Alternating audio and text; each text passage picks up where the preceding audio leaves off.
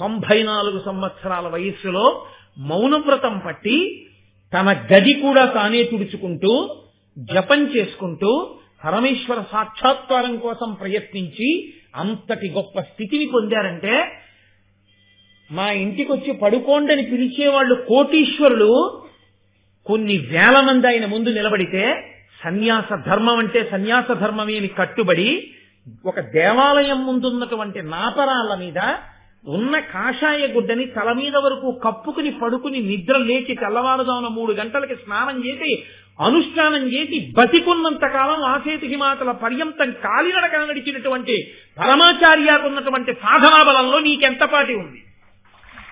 మహాత్ములు ఉన్నారు, నువ్వెక్కడ తీసుకున్నావు స్ఫూర్తిగా? నువ్వు తీసుకుని సాధన చేస్తే గురువుల అనుగ్రహం వరిస్తుంది. గురువుని ఈశ్వరుడు పంపుతాడు, అది అర్హము. అక్కడ పాత్రత ఉంది, వెళ్ళు అక్కడ కురిపించు, పంపిస్తాడు. ఏది ఆ సాధన లేని చోట, ఆ పాత్రత లేని చోటకి ఎలా గురువు గారు అనుగ్రహం చేరుతుంది? చేరుదామన్నా చేరదు. వీడికి సాధన లేదు, ఎత్తు మీద ఉన్నాడు.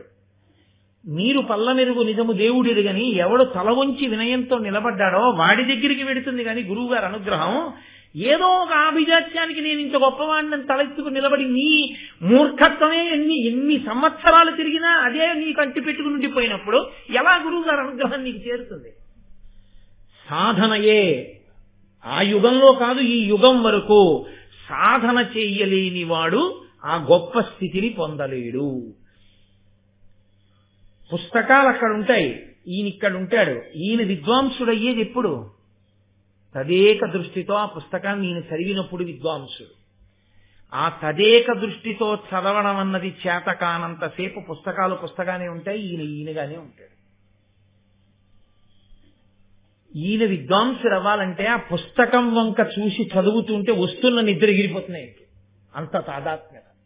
అలా చదువుతాడు, ఆయన అవుతాడు విద్వాంసుడు, ఆయన అవుతాడు సాధకుడు. ఆయన చేస్తాడు గాయత్రి. అలా ఆయన తేజస్సు ధారణాశక్తి ఆవహించి ఉండేవి. ఒక్క పూట సంధ్యావందనం కూడా చేయడం చేత కానటువంటి వాడిని, అంత నిర్లక్ష్యం ఉన్నవాడిని ఆ తేజస్సు ఆవహించేది. కాబట్టి సాధనయే. ద్రోణాచార్యుల వారు అన్నిటికన్నా ఇష్టపడినది అర్జునుని యందు ఈ రెండే. ఒకటి ప్రధానమైనది ధర్మము, 2 సాధన. యోగ్యతాయోగ్యతలను విచారణ చెయ్యకుండా అస్త్ర సంపదని వ్యక్తిగత రాగద్వేషములను అనుసరించి ఇచ్చి ఉంటే మహాభారతము యొక్క స్వరూపమే వేరుగా ఉంది. ఎందుచేత అంటే అప్పుడు ఆ వ్యక్తిని నిగ్రహించడం చాలా కష్టం. అంత ధనుర్వేదం ఆయన చేతిలోకి వెళ్ళిపోయిన తర్వాత అతన్ని ఓడించడం, అతన్ని నిలబెట్టడం ఎవరికి సాధ్యం కాదు. ఇంత ధర్మాత్ములైన పాండవులు కూడా ఒక దుర్మార్గుడి చేతిలోకి వెళ్లి పడిపోయింది అనుకోండి, ధనుర్వేదం అంతా ద్రోణాచార్యుల వారి దగ్గర ఉన్న శక్తి అంతా వెళ్ళి పడిపోయింది అనుకోండి, పడిపోతే అప్పుడు ద్రోణాచార్యుల వారికి కూడా ఇబ్బంది వస్తుంది వాడిని నిగ్రహించడం. అందుకని ఎప్పుడూ అసలు మనసు అధర్మం వైపుకి తొట్టుపడనటువంటి వ్యక్తి ఎవరుంటాడో అటువంటి వ్యక్తికే ఇవన్నీ అప్పచెప్పాలి. ఇందులో రాగద్వేషములకు ఎంత అతీతంగా ప్రవర్తించవలసి ఉంటుందంటే, కన్న కొడుకైనా సరే ప్రతిరోజు అడిగినా సరే, నాన్నగారండి నాకు ఫలానాది ఇవ్వండి అని అడుగుతున్నా సరే ఇవ్వని వాడై ఉండాలి. నేను ఇవ్వను. ఎందుకు ఇవ్వకుండా ఉండాలి? అసలు మీరు జాగ్రత్తగా ఆలోచించండి.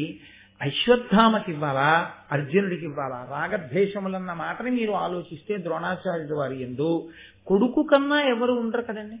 పక్షపాతం అన్నది దృష్టిలో పెట్టుకోవాలంటే, నా అంత గొప్పవాణ్ణి చెయ్యాలి అని అనుకున్నాడు అనుకోండి, ఒక్కొక్క అస్త్రం యొక్క మంత్రాన్ని ఉపదేశం చేసేస్తే చాలు, మొత్తం అశ్వత్థామ చేతిలోకి వెళ్ళిపోతుంది. అశ్వత్థామ చేతిలోకి కానీ ద్రోణాచార్యుల వారి దగ్గర ఉన్న అస్త్ర విద్య అంతా వెళ్ళిపోయి ఉంటే ఎంత ప్రమాదం సంభవించి ఉండేది. ఆఖరణ ఉపపాండవులందరి గొంతుకులు నిద్రలో ఉండగా కోసేసిన వాడు, దృష్టద్యుమ్నుడి యొక్క శిరస్సుని కాలితో తన్ని నిద్దట్లో ఉన్నవాడిని చంపేసిన వాడు, అంతటి విచక్షణారహితమైనటువంటి పనులు చేసేటటువంటి ఉద్రేక స్వరూపం ఉన్నవాడు, దుర్యోధనుడి పంచన చేరేవాడు, ఇటువంటి వాడు కాబట్టి నా కొడుకైనా సరే అస్త్ర సంపద వాడి దగ్గర ఉండడానికి వీల్లేదు, ధర్మం వైపుకి నిలబడలేడు. స్వభావమునందు దోషం ఉంది. స్వభావమునందు దోషమున్న వాడికి విద్యంతా ఇచ్చేస్తే నా వరకు బాగుండొచ్చు నా కొడుక్కి ఇచ్చానని. కానీ రేపు లోకములన్నీ ఉపద్రవానికి ఎడతాయి. నా ఒక్కడి స్వార్థం కోసం లోకము నశించకూడదు. ఎవడు ధర్మమును నిలబెడతాడో వాడికి ఇస్తాను తప్ప అధర్మ స్పర్శ కించిత్తున్న యుక్తాయుక్త విచక్షణ లేకపోయినా అటువంటి వాణ్ణి అర్జునుడి కన్నా పెద్దవాడిగా తయారు చెయ్యను అన్నంలో అర్థం ఏమిటంటే ఆయన ఇవ్వడు. ఏది అద్భుతమైన అస్త్రమో, ఏది ప్రళయమునే సృష్టించగలదో దాన్ని ఉపదేశం చేయడం. ద్రోణాచార్యుల వారి దగ్గర బలవంతంగా ఉపదేశం తీసుకోవడం కుదరదు. ఆయన దగ్గర ఉంది అస్త్ర విద్య. అది సామాన్యమైన విద్య కాదు. ఆయన అనుగ్రహించి ఉపదేశం చేయాలి. ఉపదేశం చేశాడా శిష్యుణ్ణి భరించగలడు. ఆయన ఉపదేశించలేదా అవతల వాడు పొందలేడు. అశ్వత్థామ ఇక తండ్రి మీద ఎంత ఒత్తిడి తీసుకొస్తే ఇచ్చి ఉండి ఉంటాడో ఆయన బ్రహ్మాస్త్రాన్ని. ఆ బ్రహ్మశిరోనామకాస్త్ర ప్రయోగం చెప్పాడు తప్ప ఉపసంహారం చెప్పలేదు. ఆయన ప్రయోగం చెప్పి ఉపసంహారం చెప్పకపోవడం ఎటువంటిదంటే వంట చేసి అక్కడ పెట్టి నేను వచ్చి పెడతానప్పుడు తిందువుగాని వండంతో సమానం. వంట అక్కడుంది, వీడికి ఆకలిస్తోంది, కానీ తినడానికి అధికారం లేదు. ఒక అస్త్రాన్ని ప్రయోగించడం వచ్చి ఉపసంహారం చెప్పలేదు అంటే దాని అర్థం ఏంటంటే నీకు ఉపసంహారం లేదు రాదు కాబట్టి ఆ అస్త్రాన్ని వేస్తే ప్రళయం వచ్చేస్తుంది కాబట్టి అసలు నువ్వు వేయడానికి లేదు. ఆయన ఉపసంహారం చెప్పలేదంటే అశ్వత్థామక ఆ అస్త్ర ప్రయోగమునందు అధికారము లేదు ఆయన చెప్పలేదు. అర్జునుడికి చెప్పాడు. ప్రయోగ ఉపసంహారములను రెండింటినీ అర్జునుడికి చెప్పాడు. అందుకే అశ్వత్థామ ప్రమాదం తీసుకొస్తే అర్జునుడు ఆ ప్రమాదాన్ని గట్టెక్కించాడు. ఉపసంహారం చేశాడు కృష్ణుడు చెప్తే చిట్ట చివరు ఉపపాండవ సంహారం జరిగినప్పుడు. కాబట్టి ద్రోణాచార్యుల వారి యొక్క శీలాన్ని, ద్రోణాచార్యుల వారి యొక్క స్వభావాన్ని అంచనా వెయ్యకుండా మాట్లాడకూడదు. కర్ణుడు దుర్యోధనుడి పక్షంలో నిలబడుతున్నాడన్న విషయం ద్రోణాచార్యుల వారికి స్పష్టంగా తెలుసు. కర్ణుని యొక్క స్వభావం ఎటువంటిదో ద్రోణాచార్యుల వారికి స్పష్టంగా తెలుసు. ఒక గురుస్థానంలో కూర్చున్న వ్యక్తి మొట్టమొదట గల విషయం ఏమిటో తెలుసా అండి? తెలుసుకుని ఉండవలసిన విషయం స్వభావమును ఖచ్చితంగా అంచనా వేయాలి. స్వభావము దిద్దుకోలేడు, ఇతని స్వభావం ఇంతే, దీని నుండి బయటికి రాలేడు. ఎంతవరకో అంతవరకు మాత్రమే ఇవ్వవలసి ఉంటుంది తప్ప నీకున్నటువంటి అనుబంధంతో ఏది పడితే దాన్ని తీసుకెళ్లి గురువుగారి శిష్యుడి చేతిలో పెట్టకూడదు. పెడితే లోకం యొక్క విశేషం ఉపద్రవం వస్తుంది. పరశురాముడు ఇచ్చాడు ద్రోణాచార్యుల వారి కంటే ద్రోణాచార్యుల వారు గురుస్థానంలో అలా కూర్చోగలిగినటువంటి వ్యక్తిని నమ్మారు పరశురాముల వారు కాబట్టి ఇచ్చారు.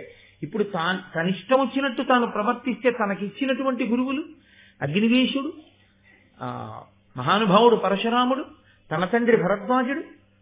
కాబట్టి అంత ఆలోచించాడు ఆయన. లోకం గురించి అంత ఆలోచించాడు తప్ప విద్య నేర్పడంలో ఆయనకి ఎప్పుడూ పక్షపాతం లేదు. ఆయనకి పక్షపాతం ఉంటే ఒక్కటే గుర్తు, ఆయన కొడుకే అందరికన్నా గొప్పవాడై ఉంటాడు. కాదు, అసలు దుర్యోధనాదులకు ఆయన ఏ విద్య సరిగ్గా చెప్పక్కర్లేదు. ఆయన అందరికీ పాఠం చెప్పారు. కానీ అందరికన్నా ఎక్కువ శక్తితో నిలబడవలసిన వాడు ఎవడు అత్యంత ధార్మికుడో వాడి యందు శక్తిని పెంచి ఉంచాడు. దేనికి పెంచి ఉంచాడంటే ఉపద్రవమే వస్తే వీడొక్కడు రక్షించాల ధర్మాన్ని. కాబట్టి అతనికి ఎక్కువ బోధ చేశాడు తప్పించి అందరినీ కూర్చోపెట్టి పాఠం చెప్పేటప్పుడు పక్షపాతము ప్రారంభము ద్రోణుడిది అని అనడానికి వీల్లేదు. ఒక శిష్యుడు అర్జునుడు ఎంత ధార్మికంగా ఉంటాడో అంత ధార్మికంగా ఉండి కనపడితే ద్రోణుడు అర్జునుడితో సమానంగా ఆ వ్యక్తికి కూడా ఇచ్చి ఉండేవాడు. మీరు ఆలోచించండి, కొంచెం జాగ్రత్తగా ఆలోచిస్తే దుర్యోధనుడి తమ్ముళ్ళకి ఎక్కువ అస్త్ర సంపదని కట్టపెట్టాడు అనుకోండి ద్రోణాచార్యుల వారు. ఆయన చాలా లబ్ధి పొందుతాడు. ఎందుకో తెలుసా అండి? దుర్యోధనుడు వెళ్ళి ధృతరాష్ట్రుడికి చెప్పాడు, మా బాగా అప్పచెప్తున్నాడు విద్యంతా, మాకు పిచ్చి బ్రాహ్మణుడు అన్నీ మాకు అప్పచెప్పేస్తున్నాడు నాన్న అని. కావలసిన అగ్రహారాలు ఇస్తాడు, కావలసినంత బంగారం ఇస్తాడు. ఆశపడి చెప్పాడా ద్రోణాచార్యుల వారు? చెప్పలేదు. అర్జునుడికి నేర్పాడు. తండ్రి బతికున్నాడా? తల్లి విధవరాలు. ఆ పినతల్లి బతికుందా మాద్రి? లేదు. ఏమిటి తనకి కలిసి వచ్చేది? గురువు తనకేం కలిసి వస్తుందని ఆలోచించిన వాడు గురువు కాడు. గురువు ఎప్పుడూ కూడా ఎక్కడ సౌజన్యం ఉన్నదో ఆ వ్యక్తి యొక్క ఐశ్వర్యంతో సంబంధం గురువు గారికి ఉండకూడదు. ఆ వ్యక్తి అర్హతని పొందినవాడు నెత్తి మీద పెట్టుకుంటాడంతే. ద్రోణాచార్యుల వారి యొక్క శీల వైభవం అటువంటిది కాదు. అసలు ఇంకా ఆయన శీలానికి గొప్పతనం ఏమిటో తెలుసా అండి? ద్రుపదుడు తపస్సు చేసి కన్నాడు, ద్రోణాచార్యుల వారిని చంపే కొడుకు కావాలి నాకు. అగ్నిగుండంలోంచి వచ్చాడు దుష్టజుమ్నుడు. ద్రోణాచార్యుల వారిని చంపడానికే పుట్టాడు ఆ అబ్బాయి అన్న విషయం ద్రోణాచార్యుల వారికి తెలుసు. ఆ అబ్బాయి వచ్చి, నాకు అస్త్ర విద్య మీరు నేర్పండి అన్నాడు. కత్తి పట్టుకుని ఎలా శత్రువు పీక కొయ్యాలో నేర్పితే ఈ పిల్లవాడు కోసే పీక నాది అని ద్రోణుడికి తెలుసు. తెలిసి కూడా ఆయన నేర్పాడు. చచ్చిపోవడం ఎప్పుడప్పుడు చచ్చిపోతాం, శరీరం పడిపోతుంది, కానీ ఆశ్రయించిన శిష్యుడికి నేను ఇవ్వకుండా ఉండకూడదు. కాబట్టి అతనికి ఎంత అర్హత ఉందో అంతా ఇచ్చేశాడంతే. ద్రోణాచార్యుల వారి దగ్గర విద్య నేర్చుకున్న దుష్టజుమ్నుడు చిట్ట చివర ధనస్సు విడిచిపెట్టేసి నిలబడిపోయినటువంటి ద్రోణుడి రథం మీదకి దూకి ఆయన కంఠం కోసేశాడు. తన కంఠం కోసేస్తాడని తెలుసు ద్రోణుడికి, తెలిసి పాఠం చెప్పాడు. కత్తి ఎలా పట్టుకోవాలో, కత్తితో యుద్ధం ఎలా చేయాలో నేర్పాడు. అటువంటి ద్రోణుడి పట్ల పక్షపాత ధోరణి ఇంకొక కోణంలో మీరు ఎలా స్థాపిస్తారు చెప్పండి నాకు? అది తెలిసి తెలియని మాట. కాబట్టి మహాత్ముల యొక్క దృష్టికోణం ధర్మం గురించి మాత్రమే తప్ప వేరొక విషయం గురించి కాదు. అటువంటి స్వార్థమే ద్రోణునకుంటే ద్రోణుడు అన్నిటికన్నా ముందు అశ్వత్థామకి పాఠం చెప్పకుండా ఉండకూడదు, అన్ని అశ్వత్థామకి ఇవ్వాలి. 2, తప్పకుండా ఆయన అసలు తనని చంపడానికి పుట్టిన వాడికి పాఠం చెప్పకుండా ఉండాలి. ఈ 2 చెయ్యని వాడు ఆయన. అటువంటి ద్రోణాచార్యుల వారి దగ్గరికి ఒకానొకప్పుడు హిరణ్యధన్వుడు అనబడేటటువంటి ఒక ఎరుకరాజు యొక్క కొడుకు ఏకలవ్యుడు ఆయన పేరు. ఆ ఏకలవ్యుడు అనబడేటటువంటి ఎరుకరాజు యొక్క కుమారుడు అరణ్యమునందు ఉంటుంటాడు అతను. ఆయన వచ్చి ద్రోణాచార్యుల వారిని సమీపించి ప్రార్థన చేశాడు, నాకు మీరు విలువిద్య నేర్పండి. ద్రోణుడు అతని వంక చూసి, నేను నీకు నేర్పను. సరే, దీని మీద చాలా చిలవల పొలవలు అయిందనుకోండి, ఆయన నేర్పను అన్నాడు. ద్రోణుడు నేర్పను అన్నాడు అంటే ఏకలవ్యుడు ఎవరో ద్రోణుడికి తెలుసా? ఆయనకి తెలియదు. ఎక్కడి నుంచి వచ్చాడో తెలుసా? తెలియదు. పోనీ ఏమైనా అంతకు ముందు శత్రుత్వం ఏమైనా ఉందా? ఏమీ లేదు. మరి ఎందుకు నేర్పనన్నాడు? కనపడగానే ఉన్నటువంటి స్వరూప స్వభావాల్ని బట్టి అతను ఎరుకరాజు యొక్క కుమారుడు, ఎరుక జాతికి చెందినవాడు అని తెలుసుకున్నాడు. తెలిసి అతనికి చెప్పిన కారణం మాత్రం, నీకు అనవసరం, ఎరుక జాతిలో జన్మించిన వాడివి నేను నేర్పను అని చెప్పాడు. అంతవరకే చెప్పాడు, అంతకు మించి చెప్పలేదు. ఇక వెళ్ళిపోయాడు ఏకలవ్యుడు. కానీ ఆయన సాధన గొప్పది, చాలా గొప్ప సాధన. మహాభారతంలో అనితర సాధ్యమైనటువంటి విషయాన్ని సాధించాడు ఏకలవ్యుడు. ఆయన వెళ్ళి వినయమున ద్రోణరూపు మన్నున అమర్చి దానికి అతిభక్తితోడ ప్రదక్షిణంబు చేసి మృక్కుచు సంతతాభ్యాస శక్తి అస్త్ర విద్యా రహస్యంబులర్ధిబడసే. అర్ధిబడసే. ఆయన మట్టితో ద్రోణాచార్యుల వారి యొక్క విగ్రహాన్ని ఒకటి తయారు చేశాడు. ఇవ్వనన్నాడు, చెప్పనన్నాడు అని ఆయన ద్రోణుని యందు వైముఖ్యమును పెంచుకోలేదు. పెంచుకోకుండా ద్రోణాచార్యుల వారి యొక్క బొమ్మ ఒకటి మట్టితో తయారు చేసుకుని ప్రతిరోజు ద్రోణాచార్యుల వారికి ప్రదక్షిణం చేసేవాడు. అతని దృష్టిలో మట్టితో చేయబడినటువంటి బొమ్మకి నేను ప్రదక్షిణం చేస్తున్నాను అనుకునేవాడు కాదు. ద్రోణుడే నాకు పాఠం చెప్పడానికి వచ్చారు నా అడవికి. రోజు ప్రదక్షిణం చేసి ఆయనకి సాగిలపడి నమస్కరించి, గురువర్యా నేను బాణం ఎలా వెయ్యాలని అడిగేవాడు. ఆయనకి ద్రోణుడే చెప్పినట్లుగా సందేశం వస్తుండేది. గురువా చెప్పేది, శిష్యుడి గురువా? శిష్యుడి గురువు. ద్రోణుడు వచ్చి చెప్పలేదు పాఠం, కానీ ఆయనకి ద్రోణ తేజస్సు పలికిందంతే. పలికి ఆయనకి అవగతమయ్యాయి అన్ని. జన్మజన్మాంతర సంస్కారం, ఆయనకున్న గురుభక్తి అంత గొప్పది. కాబట్టి ఆయనకిప్పుడు అడుగుతూ ఉండేవాడు, వాయవ్యాస్త్రం ఎలా, లేకపోతే ఈ బాణం వేయడం ఎలా, ఒకేసారి వింటినారికి ఇన్ని బాణములను తొడిగి విడిచిపెట్టడం ఎలా. అంతే, గురువు గారి దగ్గర నిలబడి నేర్పుతున్నట్లు అనిపించేది. వచ్చేస్తే అతను చాలా గొప్ప అస్త్ర విద్యా రహస్యంబులు అద్దిబడసి, అస్త్రముల యొక్క విద్యా రహస్యములన్నింటినీ పొందాడు. అవి శస్త్రములు కావు, కేవలం కత్తి ఈటె ఇటువంటివి కావు, అవి అస్త్రములు. అస్త్రములు అంటే మంత్ర సంబంధములు. మంత్రముల యొక్క ఉపదేశం అతనికి జరిగిపోయింది ద్రోణుని వలన. ద్రోణుడు అంగీకరించలేదు ఇవ్వడానికి, ఇచ్చానని ద్రోణుడికి తెలియదు. ఆయనేమి ఇవ్వలేదు. మీరు ద్రోణుడిని అడిగారనుకోండి, నేను ఇవ్వలేదని చెప్పాడు ద్రోణుడు. నేను ఇవ్వలేదు ఆ విద్య, నాకు తెలియదు. ద్రోణుడే ఉపదేశం చేశాడు ఏకలవ్యుడికి. ద్రోణుడు అబద్ధం ఆడాడా, ఏకలవ్యుడు అబద్ధం ఆడాడా? ఏకలవ్యుడు అబద్ధం ఆడితే విద్య రావడం అబద్ధం, విద్య వచ్చింది. ద్రోణుడు అబద్ధం ఆడితే ఆయన శీలానికే కళంకం. అలా అబద్ధం ఆడవలసిన అవసరం లేదు. గురువుగారు నేర్పాలనుకుంటే ఏకలవ్యుడికి నేర్పచ్చు. కాబట్టి ద్రోణుడు అబద్ధం ఆడలేదు. మరి ద్రోణుడు అబద్ధం ఆడక, ఏకలవ్యుడు అబద్ధం ఆడక, ఏకలవ్యుడికి అస్త్ర విద్య ఎక్కడి నుంచి వచ్చింది? దానికి సమాధానం నువ్వు కూడా ఉపాసన చేయగలిగితే నీకు తెలుస్తుంది అంతే.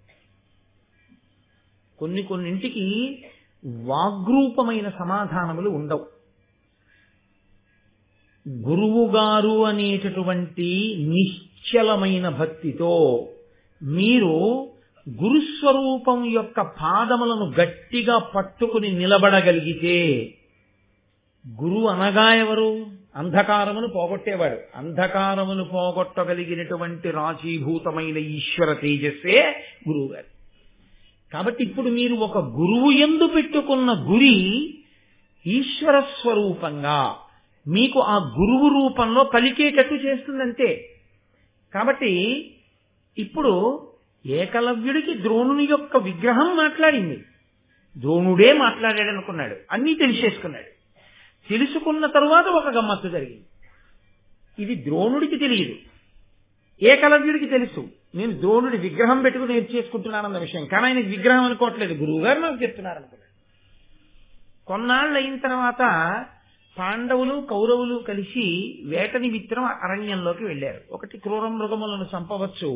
2, పరిగెత్తుకుంటూ వెళ్ళిపోతున్నటువంటి ప్రాణి మీద ప్రాణం వేసి గురి చూసి కొట్టడం. ఒకటి, గురి యందు నైపుణ్యత తెలుస్తుంది. అందుకని ద్రోణాచార్యుల వారు అంగీకరించారు వేటకెళ్ళడానికి. గురువు గారి అనుమతితో వాళ్ళు వేటకొచ్చారు. వేటకొచ్చినప్పుడు అదో విచిత్రమైనటువంటి లక్షణం. వేట యందు క్రౌర్యం ఉంటుందండి. వేట సున్నితమైన వేట అని ఏమి ఉండవు లోకంలో. నిర్బంధ ప్రణయము, సున్నితమైన వేట, ఇలాంటి పరస్పర విరుద్ధమైన మాటలు ఉండవు. బలవంతంగా ప్రేమించడం స్వచ్ఛందంగా ఉండాలి. బలవంతంగా ప్రేమించడం ఏంటి? నిర్బంధ ప్రణయము, సున్నిత వేట ఇలాంటివి ఏమి ఉండవు. కాబట్టి వేటయందు క్రౌర్యం ఉంటుంది. వేటయందు క్రౌర్యమునకు పరాకాష్ఠయే ఉపకరణంగా వేట కుక్కల్ని తీసుకెళ్తారు. ఆ వేట ఎప్పుడైనా వెళ్ళేటటువంటి అలవాటు ఉన్న వాళ్ళకి దాని గురించి బాగా తెలుస్తుంది. వేట కుక్కలు 10,000 చేరనేల, ఆ ఉర కుక్కలు 10,000 చేరనేల, వేటకై చాలదే ఒక్క జాగిలంబు అని. దానికి ఒక లక్షణం ఉంటుంది. అది ఏం చేస్తుందంటే, దేన్ని ఉస్కో అని చూపిస్తాడో వీరుడు వేటాడమని, దాన్ని అసలు వేట కుక్క చంపేస్తుంది. ఎందుకో తెలిసింది, అది పులి మీద కూడా పెడుతుంది. దానికి ఉన్న లక్షణం ఏంటంటే, నీటి మడుగులో కానీ లేకపోతే తానే విసర్జించిన మూత్రంలో కానీ ఆ మట్టిలో బాగా కుచ్చుతో ఉన్న తోక తిప్పుకుంటుంది. ఇలాగ తిప్పుకుని ఇప్పుడు ఈ తడి మట్టితో ఉన్న తోకతో ఎగిరి దాని కళ్ళ మీద కొడుతుంది. ఒకటి కళ్ళ మీద కొట్టేటప్పటికి అది ఎంత పరాక్రమం ఉన్న ప్రాణైనా కళ్ళ మీదకి ఇసుకతో ఉన్నది తగిలిందనుకోండి, తడిబట్ట మట్టిలో ముంచి కొట్టారనుకోండి, మామూలు తడిబట్ట తగలడం వేరు, మట్టితో ఉన్న బట్ట తగిలితే కళ్ళల్లో ఆ ఇసుక రేణువులు పడి ఇలా అంటారు. ఇలా అనే లోపల ఒకటి కళ్ళ మీద కొడితే 4 పక్క నుంచి పీకేస్తాయి కండలు. అది వేట కుక్కల లక్షణం. కాబట్టి వేట కుక్కలోని ప్రత్యేకం తీసుకొస్తారు వాటిని. అవి రక్షణగా ఉంటాయి. ఎందుకంటే తానొక్కడే కాదు, అది అలాగే దూకుతుంది క్రూరమృగం. అప్పుడు ఇవి వెళ్ళి రక్షిస్తుంటాయి రాజుతో పాటు. దాని ఇప్పుడు లేవు, డాగ్ స్క్వాడ్స్ అని వస్తుంటాయి కదా రక్షకపటం దగ్గర. అప్పుడే ఉందన్నమాట రాజుల దగ్గర ఈ రకమైన తర్ఫీదు. అందుకని వేట కుక్కలు కూడా వెళ్ళాయి. ఇందులో ఒక వేట కుక్క ఏదో అటు ఇటు గింజుకోవడంలో దాని కత్తినటువంటి ఆ పాశం ఊడిపోయి పారిపోయింది అడవిలో. పారిపోతే దాన్ని తీసుకురావాలి కాబట్టి ఒక భటుడు లోపలికి వెళ్ళాడు. అది తిన్నగా పరిగెడుతూ కుక్కకు ఒక విచిత్రమైన లక్షణం అవుతుంది. తాను రోజు చూసేటటువంటి రూపం కన్నా భిన్నంగా కనపడితే అది అంగీకరించదు. అది ఎక్కడో ఓ చిన్న పాక దగ్గర పడుకుంటుంది. ఎదురుగుండా పెద్ద మేడలో ఆయన శీతాకాలం మార్నింగ్ వాక్కి స్వెక్టర్ వేసుకుని మంకీ క్యాప్ వేసేసుకుని బయటకు వచ్చాడు అనుకోండి, అది ఏమనుకుంటుందంటే ఈ పాకలో ఉన్నదాన్ని ఎత్తుకుపోవడానికి వచ్చింది దొంగ అనుకుంటుంది. ఎదురింటి మేడ యజమాని అయినా అనుకోదు. ఇంకొక స్వెక్టర్ మంకీ క్యాప్ వేసుకున్నాడు కాబట్టి అన్నీ కలిగి పడతాయి. అందుకే శీతాకాల ప్రారంభమునందు మార్నింగ్ వాక్ వెళ్ళేటప్పుడు దుస్తులు మార్చినప్పుడు కర్ర చేత్తో పట్టుకోకుండా మార్నింగ్ వాక్ వెళ్ళకూడదు. ఒక్కటి ఇంకా శీతాకాలం వచ్చిన వీళ్ళందరూ డ్రెస్ కోడ్ మారుస్తారని తెలియదుగా, వెంటబడుతుంది. కాబట్టి అది పరిగెత్తి అడవిలో వెడుతూ ఏకలవ్యుణ్ణి చూసి ఆయన ఒంటి నిండా మట్టి పట్టి ఒక ఎరుకవాడు ఎలా ఉంటాడో అటువంటి వేషధారణలో ఉన్నాడు. ఉండి ఆయన బాణప్రయోగాన్ని సాధన చేస్తున్నాడు. అది అతన్ని చూసి మురిగింది. అసలు కుక్కలకి అధినాయకత్వం ఎవరిది అంటే కాలభైరవుడు. ఆయనే కదండి పూజనీయుడు. ఆ కాలభైరవుడికి పేరు ఎందుకు వచ్చిందో తెలుసా? ఆయన కాల శబ్దం పక్కన పెట్టండి కాసేపు. భైరవుడు అని ఎందుకంటారంటే కుక్కని రవ అంటే శబ్దం, భై అంటే ఆ శబ్దం, అది మనం భౌ అంటుంటాం, అది భై అని అరుస్తుంది కాబట్టి భై రవ, భై అనేటటువంటి శబ్దం చేస్తుంది కాబట్టి ఆ ప్రాణికి భైరవ కుక్క అని పేరు. కాబట్టి అది ఇప్పుడు భై అనేటప్పుడు నోరు చేర్చుకుంటుంది కదా. ఆయనకి ఎంత కోపం వచ్చిందంటే నన్ను చూసి కుక్క మొరగడమా అని ఉత్తర క్షణంలో దాని నోట్లోకి 7 బాణాలు కొట్టాడు. ఎలా కొట్టాడంటే ఇలా వెళ్ళి గుచ్చుకోలేదు, ఇలా వెళ్ళి ఇలా వచ్చి ఇలా. ఆ కుక్క దవడలిహ మూసుకోవడానికి వీల్లేదు కాబట్టి అది ఉండిపోయింది. కాబట్టి ఇంకోసారి అది మూసి తెలిస్తే గాని భై అనలేదు కదండి. నన్ను చూసి భై అంటావా అని కొట్టాడు. 7 బాణములు వేశాడు. అర్జునుడు 5 వేస్తాడు. అర్జునుడు నోరు తెరిచిన ప్రాణి తెరవకుండా కొట్టాలంటే 5 వేయగలడు. ఆయన 7 వేశాడు. 7 వేస్తే ఆ కుక్క పారిపోయాడు భయపడి. భటుడు పారిపోయాడు. అది ఎవరు చూడాలో వాళ్ళే చూశారు. వాళ్ళు అన్నారు, ఇప్పుడు ఎవరికి ఉండే పాండిత్యం వాళ్ళది కదండి. మీరు చూడండి, సాధారణంగాను కారు ఎక్కి వెళ్ళిపోతున్నారు అనుకోండి, మన గొడవలో మనం ఉంటాం. డ్రైవర్ అంటాడు డోర్ పడలేదండి అంటే, అది మనం గమనించాం. అతను డోరు పడలేదండి అంటాడంతే. అతను గమనించలేదు అనుకోండి, సరే తర్వాత ఇంటెన్సివ్ కేర్ యూనిట్. కాబట్టి ఎవరికి ఉండే ప్రజ్ఞ వాళ్ళకు ఉంటుంది. వాళ్ళు వెంటనే పసిగడతారు. ఎవరి సునిశ్చిత పరిజ్ఞానం వాళ్ళది. కాబట్టి 7 బాణములను ఇలా కుక్క నోట్లోకి ఎవరు వేశాడు అని తెల్లపోయాడు. తెల్లపోయి అర్జునుడు అడిగాడు, ఎవరు వేశాడు ఈ బాణాలని? ఏకలవ్యుడని ఎవరో ఒక ఎరుకల వాడు ఉన్నాడండి, బాణ సాధన చేస్తున్నాడు. కుక్కొక్క మాట భై అంది, 7 బాణములు కొట్టాడు నోట్లోను. నేను కూడా అడిగిపోయి పారిపోయిచ్చాను. అర్జునుడు చింతాక్రాంతుడైపోయాడు. ఎందుచేత అంటే అతనికి దాన్ని బట్టి తెలిసిపోయింది తనకన్నా గొప్ప విలుకాడున్నాడు లోకంలో. ద్రోణాచార్యుల వారు తనకి ప్రమాణం చేశాడు తనని విలుకాడిని చేస్తానని. కానీ తనకన్నా గొప్ప విలుకాడొకడు లోకంలో ఉన్నాడు. అంత గొప్ప విలుకాడు తయారు కావాలంటే ద్రోణుడు గురువు కాకుండా అయ్యే అవకాశం లేదు. ఎందుకంటే ద్రోణుడి కన్నా గొప్ప గురువు లేడు ఇక ధనుర్వేదం చెప్పడానికి. కాబట్టి ద్రోణుడే చెప్పి ఉండాలి. పైగా వచ్చిన భటుడు ఏమన్నాడంటే, ఎదురుగుండా ద్రోణాచార్యుల వారి విగ్రహం ఉంది, అక్కడే నేర్చుకుంటున్నాడని చెప్పాడు. అనుమాన పడలేదు కానీ బాధపడ్డాడు అర్జునుడు. అయిపోయింది ఈ సంఘటన. అయిపోయిన తర్వాత గురువు గారు రాత్రి ఎక్కడో పడుకున్నాడు, పాపారణ్యంలో ఏదో ఒక శిబిరంలో పడుకున్నాడు ద్రోణాచార్యుల వారు. అర్జునుడు వెళ్ళి ఆయన కాళ్ళు పడుతూ ఆయన్ని ఏమనలేదు. గురువుగారు మీరు నన్ను అధికుణ్ణి చేస్తానన్నారు, ఇంకోన్ని చేశారు అని ఆరోపణ చేయలేదు. చేయకుండా ఎంత మృదువుగా మాట్లాడాడో చూడండి. ఆయన అన్నాడు, నాకంటెను మీకంటెను లోకములో అధికుడతి బలుండు ధనుర్విద్యా కౌశలమున ఆతడు మీకు ప్రియ శిష్యుడటే. అమిథ్యావచన అన్నాడు. అమిథ్యావచన అంటే అబద్ధాలు చెప్పడం అలవాటు లేనటువంటి ఓ మహానుభావ, నీకంటే లోకంలో విలుకాడు ఉండడు అన్నావుగా, ఉన్నాడు.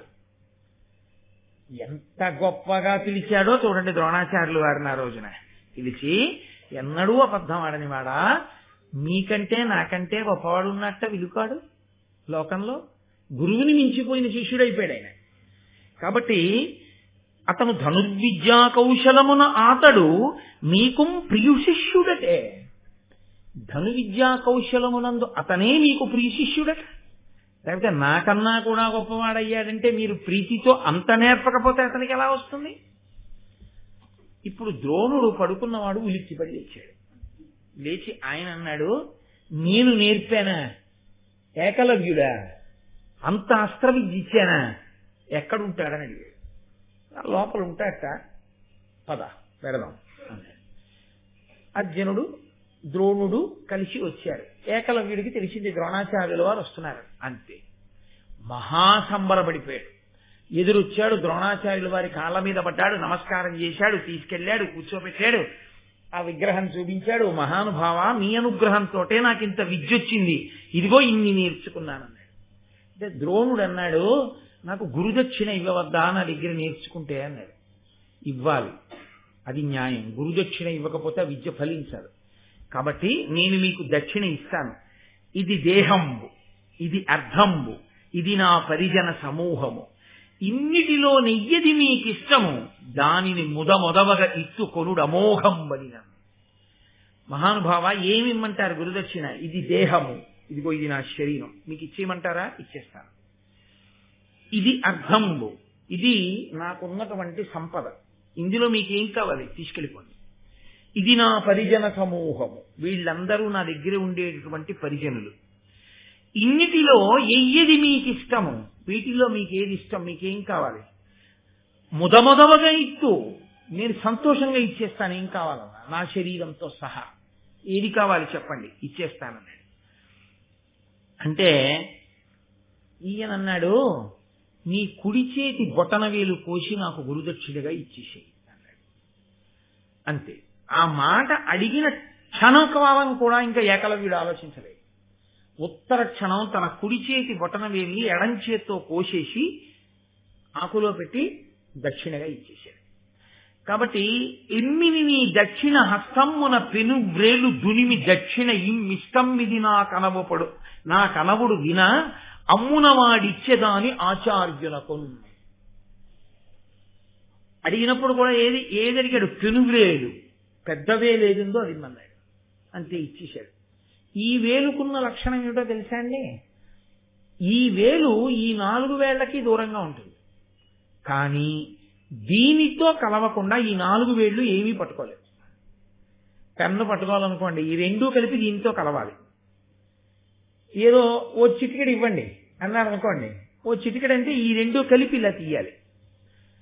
ఓ తాడెట్టుకోవాలనుకోండి, ఇలా 4 వేళ్లతో పట్టుకుంటే బిగుతుండదు, ఇలా పట్టుకుంటే బిగుతుంటుంది. దాచండి అన్నాను అనుకోండి, ఇలా దాస్తే తెలిసిపోతుంది, ఇలా దాచాను అనుకోండి, గుప్పిటి మూసాను అనుకోండి తెలియదు. ఇది దూరంగా ఉంటుంది, కానీ ఈ 4 దేనికైనా సరే దీనిని ఆశ్రయిస్తాయి. అందుకే ఒక విషయం చెప్తుంటారు, బ్రిటిష్ వారు తమ మాంచెస్టర్ క్లాత్ బాగా అమ్మకం అవడం కోసమని భారతదేశంలో ఉన్న నేతగాళ్ల యొక్క నేతతో కూడినటువంటి బట్ట ముందు నిలబడలేకపోతే ఏకకాలంలో చాలా మంది సాలెవాళ్ల బొటన వేళ్లు తీసేశారు, వాళ్ళ బట్ట దేశంలో అమ్ముడవడానికి. వాళ్ళు ఇంకా అలా నెయ్యడానికి అవకాశం లేకుండా చేయడానికి. ఒకానొకప్పుడు తిరుమలలో వెంకటేశ్వర స్వామి వారి క్షేత్రంలో ఒక వస్త్రం ఒకటి ఉండేది ప్రత్యేకం, చాలా కాలం పాటు. అది చిన్న వస్త్రం. ఆ వస్త్రం పెట్టి తుడిస్తే ఏమయ్యేదంటే మీకు నల్లపూసంత ధూళికణం కూడా అక్కడ ఉండేది కాదు. ప్రత్యేకంగా ఆ బట్ట పెట్టి తుడిచేసేవారు. ఆ బట్ట పెట్టి తుడిచారు అంటే ఇంకా ధూళికణం అంత దుమ్ము కూడా అంతరాలయంలో ఉండడానికి వీల్లేదు. అటువంటి బట్టలు నేశారు. అగ్గిపెట్టెలో పట్టగలిగినంత చీర నేసినటువంటి నేతగాళ్లు పుట్టినటువంటి దేశం ఈ దేశం. కాబట్టి ఇప్పుడు ఆ బొటనవేలు ఇచ్చేస్తే ఇక అతను బాణప్రయోగం చేయలేడు. ఎందుకని? ఈ 4 వేళ్లతో బాణం ఎలా వేస్తాడు? ఇలా పట్టుకుని వెయ్యాలి వింటినారని, ఇక వేయలేడు. కాబట్టి ఇప్పుడు ఎంత అస్త్ర విద్య వచ్చినా అతను అసలు మామూలు బాణం వేయడానికి కూడా పనికిరాడు. కాబట్టి ఇప్పుడు ఇంత గొప్ప ఏకలవ్యుడు కూడా ఎందుకు పనికిరానటువంటి వాడిగా పనికి మాలినవాడు అంటే అసలు ఎందుకు పనికి మాలినవాడు అని నా ఉద్దేశ్యం కాదు. అతను ఆ తర్వాత ఈ 4 వేళ్లతో కూడా బాణాలు వేశాడు. కానీ అతను చాలా పెద్ద వీరుడిగా నిలబడ్డానికి వీలు లేని స్థానంలో ఆ బొటన వేలు ద్రోణాచార్యుల వారు తీసేశారు. తీసేయడం వల్ల అర్జునుడే పెద్ద విలుకాడుగా నిలబడిపోయాడు. సరే, ఇప్పుడు నేను మీకు ఈ విషయం చెప్పినప్పుడు మీరు ఒక పెద్ద ధర్మ సంకటంలోకి వెళ్ళారని నాకు తెలుసు. వీడేమో నిన్నటి నుంచి తలకొట్టుకుని ద్రోణాచార్యుల వారు గొప్పవారు అంటున్నాడు, దృష్టజుమ్నుడికి కూడా పాఠం నేర్పాడన్నాడు, అశ్వత్థామ కన్నా అర్జునుడికి ఎక్కువ నేర్పాడన్నాడు, పక్షపాతం లేదన్నాడు. ఏకలవ్యుడు బొటన వేలు ఎందుకు తీశాడు? చెప్పిన పాఠం ఒక్కటి లేదా? విగ్రహం పెట్టి పాపం నేర్చుకున్న వాడి యొక్క వేలు తీసేశాడా? దోషం కాదండి. అక్కడ మీకు బాహ్యంలో సమర్థించడానికి ఏమీ ఉండదు. కానీ నిజంగా ద్రోణుడు అర్జునుణ్ణే పెద్ద విలుకాన్ని చెయ్యడం కోసమని అలా బొటన వేలు తీసేసిన వాడైతే మీరొకటి జ్ఞాపకం పెట్టుకోండి, ఎవరైనా ఊరుకుంటారేమో కానీ వ్యాసుడు అంగీకరించారు. ఉత్తర క్షణంలో ధర్మము ధర్మమే. వ్యాసుడు ఘోరమైనటువంటి నేరాన్ని ద్రోణుడు చేశాడని, ద్రోణుడి జీవుడు ఈ చేసిన పాపాన్ని అనుభవించిన స్థితి ఎక్కడో చెప్పలేదు. ఈశ్వరుడిది పక్షపాతమా? తీసేస్తే తీసేశాడులే, ఎరుకవాడి బొటన వేలు తీశాడు కాబట్టి మనం ద్రోణాచార్యుల వారిని ఏం అనకూడదని చెప్పి ఊరుకున్నాడా? కాదు. అసలు మహాభారతం ఎందుకు వచ్చింది? భూభారము పెరిగిపోయినప్పుడు ఈ భూభారమును తగ్గించాలి. పాపులందరినీ తగ్గిస్తే తప్ప భూభారము తగ్గదు. దేవతాంశలలో వచ్చిన వాళ్ళందరూ, వాళ్ళకి కౌరవులకి యుద్ధం జరిగితే తప్ప భూభారం తగ్గదు.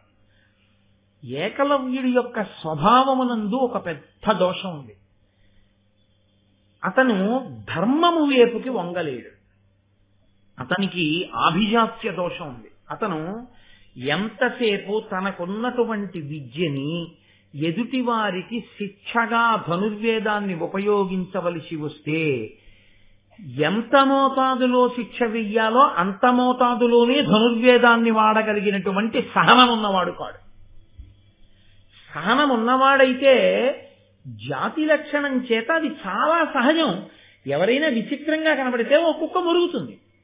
దానికి కోటీశ్వరుడా అనవసరం, లేకపోతే మహాపండితుడా అనవసరం. దానికి విచిత్రంగా కనబడ్డాడు, అది మురుగుతుందండి. అది దాని స్వభావం. అది దానికి ఓ చీయనాలి, ఓ కర్ర పెట్టి కొట్టాలి మహా అయితే, అంతే, అంతవరకే.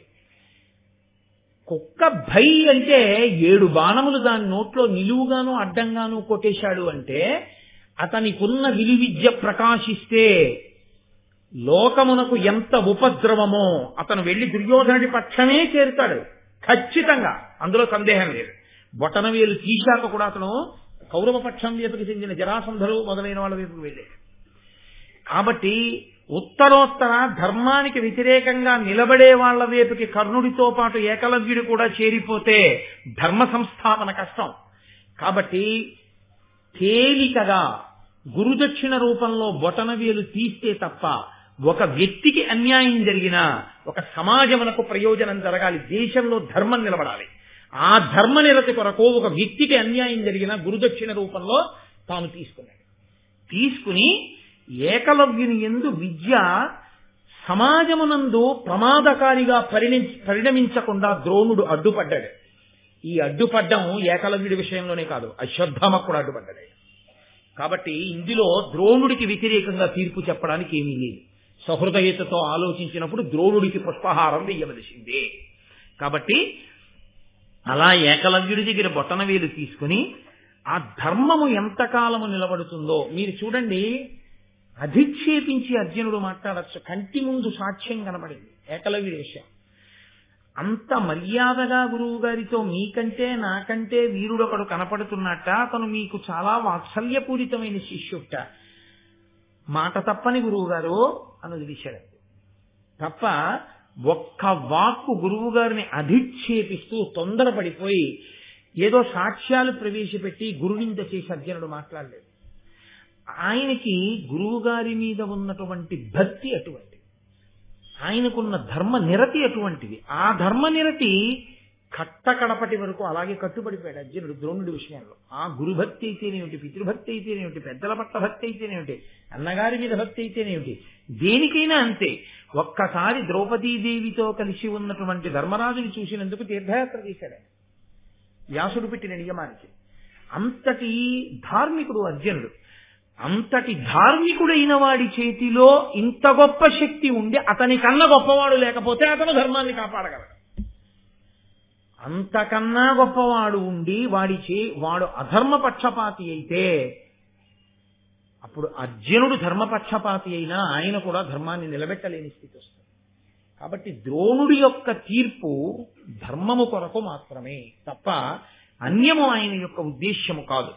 కాబట్టి ఈ ఘట్టము జరిగిపోయిన తరువాత భూపనందనులి విధంబున భూరి శస్త్ర మహాస్త్ర విద్యోపదేశ పరిగ్రహ స్థితినున్న అందరయందు విద్యోపదేశము తుల్యమైనను ఉత్తమోత్తముడయ్యే విద్యా పరిశ్రమ కౌశలంబున దండితారి నరుండిలన్.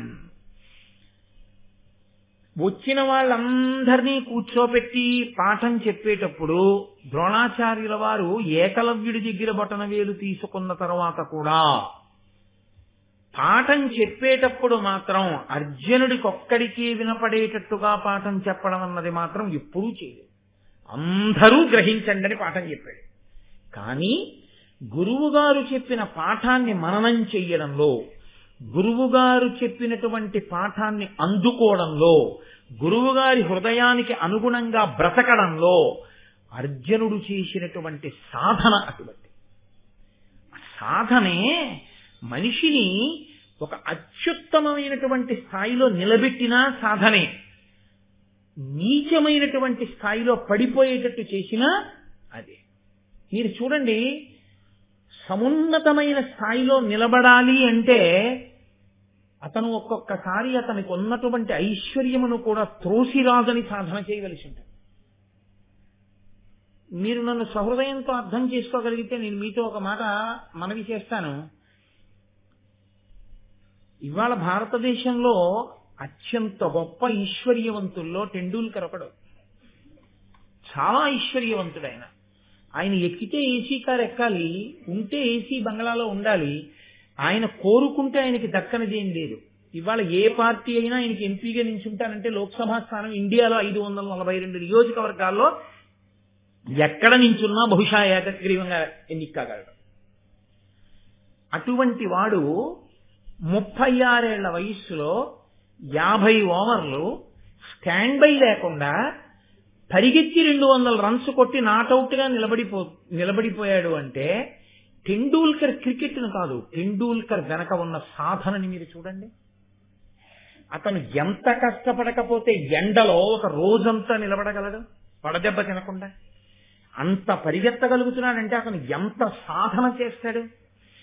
ఏ సాధన లేకుండా కీర్తి రాదు, ఏ సాధన లేకుండా అత్యున్నతమైన స్థాయిలో మీరు కూర్చోలేరు.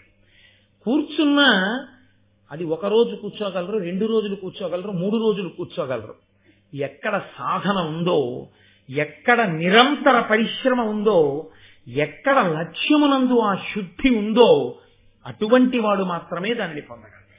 పరమేశ్వరుణ్ణి పొందాలి అనుకున్నవాడు శరీరాన్నే పెట్టుబడిగా పెట్టి పరమేశ్వరుడు అన్న లాభాన్ని పొందాలి. వ్యాపారస్తుడు వ్యాపారం చేసేటప్పుడు ముందు తన దగ్గర ఉన్న డబ్బుతోనే వస్తువులు తెచ్చి అక్కడ కొని పెట్టాలి, పెట్టి అమ్మి లాభం సంపాదించాలి. నువ్వు ఈశ్వరుణ్ణి చేరాలనుకున్నా, ఇంకొకటి పొందాలనుకున్నా ముందు పెట్టుబడి పెట్టవలసింది శరీరాన్ని.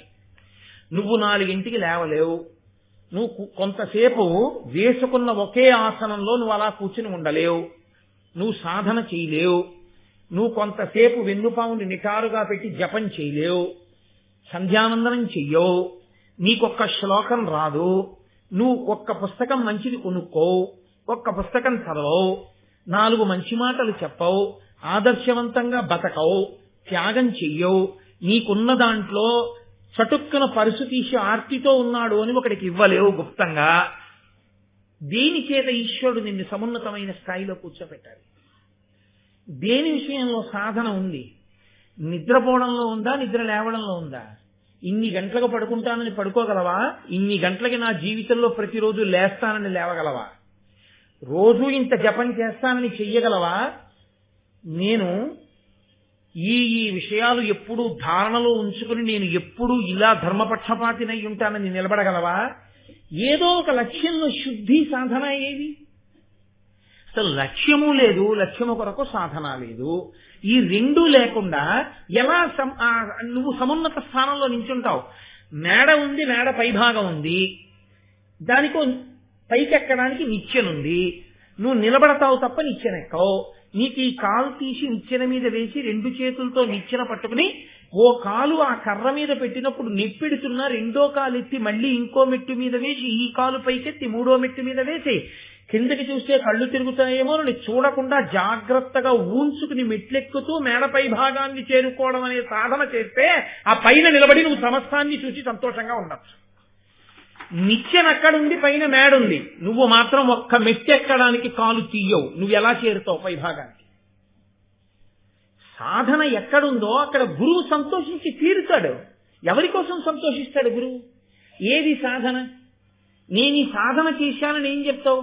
కంచి కామకోటి పీఠాధిపత్యం వహించి మహాపురుషుడిలా నడిచి వెళ్ళిపోతుంటే కొన్ని వేల మంది రోడ్లకి రెండు వైపులా చొక్కాలు బనీళ్లు విప్పి నేల మీద పడిపోతున్నటువంటి రోజుల్లో జనువుతో నేసినటువంటి పాటలో 94 సంవత్సరాల వయస్సులో మౌనవ్రతం పట్టి తన గది కూడా తానే తుడుచుకుంటూ జపం చేసుకుంటూ పరమేశ్వర సాక్షాత్కారం కోసం ప్రయత్నించి అంతటి గొప్ప స్థితిని పొందారంటే, మా ఇంటికొచ్చి పడుకోండని పిలిచేవాళ్ళు కోటీశ్వరులు కొన్ని వేల మంది ఆయన ముందు నిలబడితే సన్యాస ధర్మం అంటే సన్యాస ధర్మమే అని కట్టుబడి ఒక దేవాలయం ముందున్నటువంటి నాపరాల మీద ఉన్న కాషాయ గుడ్డని తల మీద వరకు కప్పుకుని పడుకుని నిద్ర లేచి తెల్లవారుజామున 3 గంటలకి స్నానం చేసి అనుష్ఠానం చేసి బతికున్నంత కాలం ఆసేతు హిమాచల పర్యంతం కాలినడక నడిచినటువంటి పరమాచార్యకు ఉన్నటువంటి సాధనా బలంలో నీకెంతపాటి ఉంది? మహాత్ములు ఉన్నారు, నువ్వెక్కడ తీసుకున్నావు స్ఫూర్తిగా? నువ్వు తీసుకుని సాధన చేస్తే గురువుల అనుగ్రహం వరిస్తుంది. గురువుని ఈశ్వరుడు పంపుతాడు, అది అర్హము. అక్కడ పాత్రత ఉంది, వెళ్ళు అక్కడ కురిపించు, పంపిస్తాడు. ఏది ఆ సాధన లేని చోట, ఆ పాత్రత లేని చోటకి ఎలా గురువు గారు అనుగ్రహం చేరుతుంది? చేరుదామన్నా చేరదు. వీడికి సాధన లేదు, ఎత్తు మీద ఉన్నాడు. నీరు పల్లమెరుగు నిజము దేవుడిరుగని ఎవడు తల వంచి వినయంతో నిలబడ్డాడో వాడి దగ్గరికి వెడుతుంది. కానీ గురువు గారి అనుగ్రహం ఏదో ఒక ఆభిజాత్యానికి నేను ఇంత గొప్పవాడిని తలెత్తుకు నిలబడి నీ మూర్ఖత్వమే ఎన్ని సంవత్సరాలు తిరిగినా అదే నీకు అంటి పెట్టుకుని ఉండిపోయినప్పుడు ఎలా గురువు గారి అనుగ్రహం నీకు చేరుతుంది? సాధనయే. ఆ యుగంలో కాదు, ఈ యుగం వరకు సాధన చెయ్యలేని వాడు ఆ గొప్ప స్థితిని పొందలేడు. పుస్తకాలు అక్కడ ఉంటాయి, ఈయన ఇక్కడ ఉంటాడు. ఈయన విద్వాంసుడయ్యేది ఎప్పుడు? తదేక దృష్టితో ఆ పుస్తకాన్ని ఈయన చదివినప్పుడు విద్వాంసుడు. ఆ తదేక దృష్టితో చదవడం అన్నది చేత కానంతసేపు పుస్తకాలు పుస్తకానే ఉంటాయి, ఈయనగానే ఉంటాడు. ఈయన విద్వాంసుడు అవ్వాలంటే ఆ పుస్తకం వంక చూసి చదువుతుంటే వస్తున్న నిద్ర ఎగిరిపోతున్నాయి, అంత తాదాత్మ్యత. అలా చదువుతాడు, ఆయన అవుతాడు విద్వాంసుడు, ఆయన అవుతాడు సాధకుడు. ఆయన చేస్తాడు గాయత్రి. అలా ఆయన తేజస్సు ధారణాశక్తి ఆవహించి ఉండేవి. ఒక్క పూట సంధ్యావందనం కూడా చేయడం చేత కానటువంటి వాడిని, అంత నిర్లక్ష్యం ఉన్నవాడిని ఆ తేజస్సు ఆవహించేది. కాబట్టి సాధనయే. ద్రోణాచార్యుల వారు అన్నిటికన్నా ఇష్టపడినది అర్జునుని యందు ఈ రెండే. ఒకటి ప్రధానమైనది ధర్మము, 2 సాధన. మీరు పట్టికెళ్ళి ఎంత ఇచ్చేసేయండి ఆయనకి. ఇక్కడ ఇంత బాణములు వెయ్యక్కర్లేదు, ఆయన వేయడు. ఆయన అలా వెయ్యగలిగిన వాడైతే కురుక్షేత్రం అన్నాళ్ళు ఎందుకంటే యుద్ధం అలా వెయ్యడు. భీష్ముడు వెయ్యడు, ద్రోణుడు వెయ్యడు, అర్జునుడు వెయ్యడు. వాళ్ళందరూ ఎక్కడ వరకో అక్కడ వరకే, దేని మీద ఎంత వెయ్యాలో అంత మాత్రమే. మందుల షాప్ నాకు ఉంది కదా అని రోజు టిఫిన్ మానేసి నా కనబడ్డ స్ట్రిప్పులన్నీ చింపుకుని నోట్లో పడుచుకుంటే టిఫిన్ కింద ఎన్నాళ్ళు అమ్ముతాడు? ఒక్కరోజు అమ్ముతాడేమో అంతే. ఆ తర్వాత ఆయన మందులు కొనుక్కుని వేసుకోవాల్సి ఉంటుంది. ఏది ఎంతవరకు అనుభవించాలో అంతవరకు అనుభవించాలి, ఏది ఎంతవరకు విడిచిపెట్టాలో అంతవరకు విడిచిపెట్టాలి. పట్టు విడుపు ఈ రెండూ రానివాడు వృద్ధిలోకి రాలేడు. నీకు పట్టుకోవలసింది ఎంత పట్టుకోవాలో తెలియదు, నీకు విడిచిపెట్టవలసింది ఎంత విడిచిపెట్టాలో తెలియదు. విడిచిపెట్టవలసిన దాన్ని జీవితాంతం పట్టుకుంటావు, జీవితాంతం పట్టుకోవలసిన దాన్ని మొదట విడిచిపెడతావు, ఇంకెక్కడ వృద్ధి? కాబట్టి ఇది నచ్చింది ద్రోణుడికి. ఇది నన్నయ్య గారు ఋషితుల్యుడు, ఆయన సందేశం. స్కూల్లో జాయిన్ అయిన వాళ్ళందరూ కలెక్టర్లు అయిపోరు, డాక్టర్లు అయిపోయిన వాళ్ళందరూ ప్రఖ్యాతి వహించినటువంటి డాక్టర్లు కారు. ఎవరు ప్రఖ్యాతి వహించిన డాక్టర్లు అవుతారంటే అంత క్రమశిక్షణ కలిగి, అంత ఓర్పుతో, అంత జాగ్రత్తగా అలా ఉండగలిగితేనే, ఆ సాధనాబలం ఉంటేనే. సెకండ్లతో నిమిషాలతో ఇక్కడికి గంటన్నర వస్తారు అంతే, ఆ టైంకి కరెక్ట్ గా వస్తారు. గంటన్నర 20 మందిని చూస్తారు అంతే, 20 మందిని. ఇవాళ 10 మందిని చూసి వెళ్ళిపోతానండి అంట ఉండదు. ఎన్నేళ్ల వయస్సు వచ్చినా అంతే ఆ క్రమశిక్షణ. ఉన్నారు మహాత్ములు. అలాంటి సాధనాబలం ఎక్కడుందో అక్కడే కీర్తి. ఆ సాధనాబలం లేని చోటికి కీర్తి రమ్మంటే ఎక్కడి నుంచి వస్తుందండి? గురువుగారు అనుగ్రహం రమ్మంటే ఎక్కడి నుంచి వస్తుంది? సాధన ఉంది, ధర్మం లేదు. అక్కడికి పట్టుకెళ్ళి ఇచ్చేస్తే బాగా సాధన చేస్తాడని పట్టుకెళ్ళి ఇచ్చేసారనుకోండి, ఉపద్రవం తీసుకొస్తాడు అన్ని పుచ్చుకుని. సాధన ఉండాలి, సాధనతో పాటు ధార్మికమైన దృష్టి ఉండాలి. అందుకే కేవలం సాధన చేసిన గురువుగారు హర్షించకూడదు. సాధనతో పాటు 10 మందికి పనికొచ్చేవాడైనా తనకట్టే పెట్టుకుని తన భోగం చూసుకుంటాడా, లోకము యొక్క సంక్షేమాన్ని కాంక్షిస్తాడా? సర్వే వేద విదా శూరాః సర్వే లోకహితే రతాః సర్వే జ్ఞానోపసంపన్నాః సర్వే సముదితా గుణైః. బాలకాండలో రామలక్ష్మణ భరత శత్రుఘ్నులకి విద్యాభ్యాసం విశ్వామిత్రుడు వశిష్ఠుడు ఎలా చేయించారో చెప్తారు వాల్మీకి మహర్షి. సర్వే వేద విదాః శూరాః సర్వే లోకహితే రతాః. ఆయన రామలక్ష్మణ భరత శత్రుఘ్నులు సర్వే వేద విదాః, అన్నీ తెలుసు, 4 వేదాలు చదువుకున్నారు. శూరాః, గొప్ప పండితులు, వాడి ధనుర్వేదం కూడా అలాగే చదువుకున్నారు. కానీ అపాత్రులనివ్వలేదు. ఎందుకు ఇచ్చాడు? సర్వే లోకహితే రతాః, లోకము యొక్క హితమును ఆలోచించగలరు, అందుకిచ్చారు. లోకము యొక్క హితమును ఆలోచించకుండా ఉంది కదా అని బాణప్రయోగం చేసేసి, ఉంది కదా అని ప్రతి ప్రాణి మీద ఇష్టం వచ్చినట్టు బాణాలేసే వాడి చేతికి పట్టుకెళ్ళి అమోఘమైన ధనుర్వేదాన్నంతటినీ ఉంచేస్తే లోకం నాశనం అయిపోతుంది. అప్పుడు ద్రోణుడు దోషిగా నిలబడతాడు వెళ్ళి. కాబట్టి ఎందువల్ల అర్జునుడు అంత గొప్పవాడయ్యాడో, ఎందువల్ల ద్రోణుడు అంత గొప్పవాడయ్యాడో ఒక్క పద్యంలో చెప్తున్నారు నన్నయ్య గారు. ఇది నన్నయ్య గారి ప్రతిభ ఆంధ్రీకరించడంలో. ప్రాతస్మరణీయుడు, మహానుభావుడు, లోకానికి ఇంత వెలుగుల బంతిని అందించారు ఆయన. కాబట్టి ఆయన అంటున్నారు, భూపనందనుడు ఈ విధంబున భూరి శస్త్ర మహాస్త్ర విద్యోపదేశ పరిగ్రహ స్థితినున్న అందరయందు విద్యోపదేశము తుల్యమైనను. ద్రోణుడు విద్య చెప్పడం అన్నది అందరికీ ఒకలా చెప్పినా, ఉత్తమోత్తముడయ్యే విద్యా పరిశ్రమ కౌశలంబున దండితారి నరుండిలన్. అర్జునుడంత గొప్పవాడు ఎందుకయ్యాడు? గురువుగారు చెప్పినటువంటి వాటిని అంత బాగా సాధన చేశాడు. పౌడర్ డబ్బా, ఓ కాకి డబ్బా, ఓ పిన్నీసు, ఓ తిలకన సీసా ఓ డబ్బాలో వేసి మూత పెట్టి మూత తీసి చూశాడు. మూత పెట్టి రాయి ఎన్ని గుర్తున్నాయో. పిన్నీసు ఇంకేంటండి ఉన్నాయి, ఇంకేంటున్నాయి, ఉన్నాయనుకో. చూడటం చూశాడు. కన్నుకి చూడటం ధర్మం చూసింది, మనసు పట్టుకోలేదు. మనసు పట్టుకోనిది విద్య కాదు. మనసు పట్టుకోవడం దేనివల్ల తెలుసా అండి? గురువుగారు చెప్పినప్పుడు చెవులు దొప్పలు చేసుకుని వినగలగాలి. పాలు తీసేవాడు ఎలా తీస్తాడో గురువుగారి దగ్గర విద్య వినేవాడు అలా వినాలన్నది శాస్త్రం. పాలు తీసేవాడు కబుర్లు ఇలా పక్కవాడితో మాట్లాడుతున్నట్టు ఉంటాడు.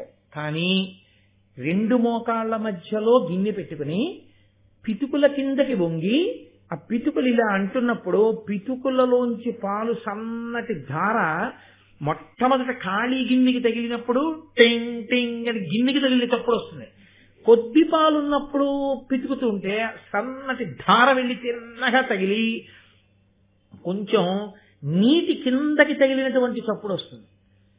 కుండ నిండుతుండగా ఆ పితుకులలోంచి వచ్చినటువంటి ధార తగులుతుంటే కొంచెం నురగ మీద తగులుతున్న చప్పుడు వస్తుంది తప్ప ఎక్కువ చప్పుడు వినపడదు. అప్పుడే కుండ నిండుతోందని జాగ్రత్తగా ఉండాలి. పరాకుగా ఉన్నాడు అనుకోండి, ఇలా ఇలా అండం, ఆ పితుకులు పట్టుకుని అనేస్తున్నాడు, కుండే సరిగ్గా పెట్టుకోలేదు, పాలన్నీ నేల మీద పడిపోతాయి. ఒకసారి అయిపోయింది అనుకోండి ఆవు దగ్గర పాలు, మళ్ళీ రేపటి వరకు ఇవ్వాలి. పాలు పితికేవాడు ఎంత జాగ్రత్తగా పితుకుతాడో గురువు గారి మాటలు వినే శిష్యుడు అంత జాగ్రత్తగా వినాలి. విని మనసుకున్న లక్షణం ఏమిటో తెలుసా అండి? మనసులోంచే టేప్ రికార్డర్ క్యాసెట్ వచ్చింది, అది మళ్ళీ దాని మీద సూపర్ ఇంపోజిషన్ ని అలౌ చేస్తుంది. పూర్వం నా చిన్నతనంలో టేప్ రికార్డర్ క్యాసెట్స్ అని ఉండేవి, ఆడియో క్యాసెట్స్. అది దాని మీద ఏదో మాయాబజార్ సినిమా పాటలు ఉండేవి. ఆ తర్వాత వెళ్ళి శ్రీకృష్ణ పాండవీయం సినిమా పాటలు దీని మీద చేసేయంటే ఇదే క్యాసెట్ పెట్టి మళ్ళీ రికార్డ్ చేసేస్తే ఇవి పోతాయి, వచ్చేస్తాయి. మనసు కూడా అంతే. అది ఏం చేస్తుందో తెలుసా అండి? మనసు, ఇంకొక మాటలో చెప్పాలంటే మెదడు అనుకోండి, మీరు దేని పట్ల ఆసక్తి తగ్గించేసుకుని ఇంకొక దాని మీద ఆసక్తి పెంచుకున్నారో దాన్ని రికార్డ్ చేసుకుని దీన్ని వదిలేస్తుంది. వదిలేసింది అంటే గుర్తు ఏమిటో తెలుసా అండి? ఆసక్తి మారిపోయింది అని గుర్తు. ఆసక్తి ఉండిపోయింది అని గుర్తు ఏమిటో తెలుసా? ఎన్ని సంవత్సరాల వయసు రానివ్వండి, ఆ ధర్మ సూక్ష్మం కానీ లేకపోతే ఆ ఘట్టం కానీ దాని గురించి మాట్లాడడంలో కానీ తడబడదు, అలాగే వెళుతుంది. ఎందుచేత అంటే ఆసక్తి ఉండిపోయింది. మనసుకుండే లక్షణం ఏంటంటే మీరు పని ఏది చేస్తున్న ఆసక్తి అన్నది దానికి ఉండాలి, కానీ దాన్నే పట్టుకుంటుంది. వెళ్ళడం ఆఫీస్కి వెళ్ళినా ఆసక్తి భారతం మీద ఉండిపోయింది అనుకోండి, చిన్న ఖాళీ వస్తే చాలు, ఏమి ద్రోణాచార్యుల వారు ఏమి ద్రోణాచార్యుల వారిని క్రీడిస్తున్నాడు అనుకోండి, ఒక ఫైల్కి మధ్యలో ద్రోణాచార్యుల వారు ఉంటారు. ఎందుకని అంటే ఆసక్తి ఉంటే, అమ్మ బాబోయ్ సాయంకాలం అయిపోతుంది భారతం చెప్పాలి రోజు ఏడుస్తున్నాడు అనుకోండి, ఒక్కటి జ్ఞాపకం ఉంటుంది. ఎందుకంటే ఆసక్తి ఇంకొక దాని మీద ఉంది కాబట్టి ఇది నిలబడదు. అందుకే అసలు ముందు మనసు పరిపుష్టము కావాలి, దాని మీద ఆసక్తి ఏర్పడాలి.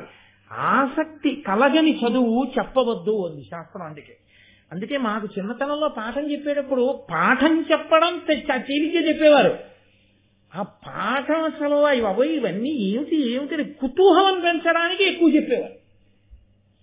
నాకు బాగా జ్ఞాపకం, నా చిన్నతనంలో మాకు పాఠం చెప్పే రోజుల్లో ఎలా చెప్పేవారంటే, పుస్తకం మూసేసిలాగా కురు పాంచాల కోసల కాశీ వజ్జీ మల్లా అంగా మగధ వత్స మచ్చ చేది అవంతి గాంధార కాంభోజ సౌరాష్ట్ర అశ్మక, ఇన్ని రాజ్యాలు గెలిచారు. చూసుకో పుస్తకంలో ఇదే వరస, కురు పాంచాల కోసల కాశీ వజ్జీ అల్లా అంగా మగధ వత్స మచ్చ చేది అవంతి గాంధార కాంభోజ సౌరాష్ట్ర అశ్మక. ఓ ఆసక్తి వచ్చేది. అబ్బా ఈయన ఎలాగ చెప్పేస్తారో అలా మనం కూడా ధారణ చేయలేమా అంటే, ఇక తెల్లవారుజామున కురు పాంచాల మాటి మజ్జి మల్లాంగా వగదామచ్చాచేది ఆసక్తిని ముందు సృజించేవారు. అది అలా ఎందుకు జరుగుతుంది అని ముందు రకరకాల ప్రశ్నలు వేసేవారు.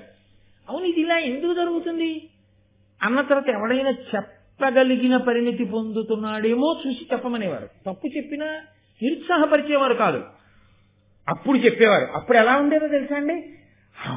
అదే ఉందిరా, అలా పాతుకుపోయేదంటే ఇంక మెదడు మీద.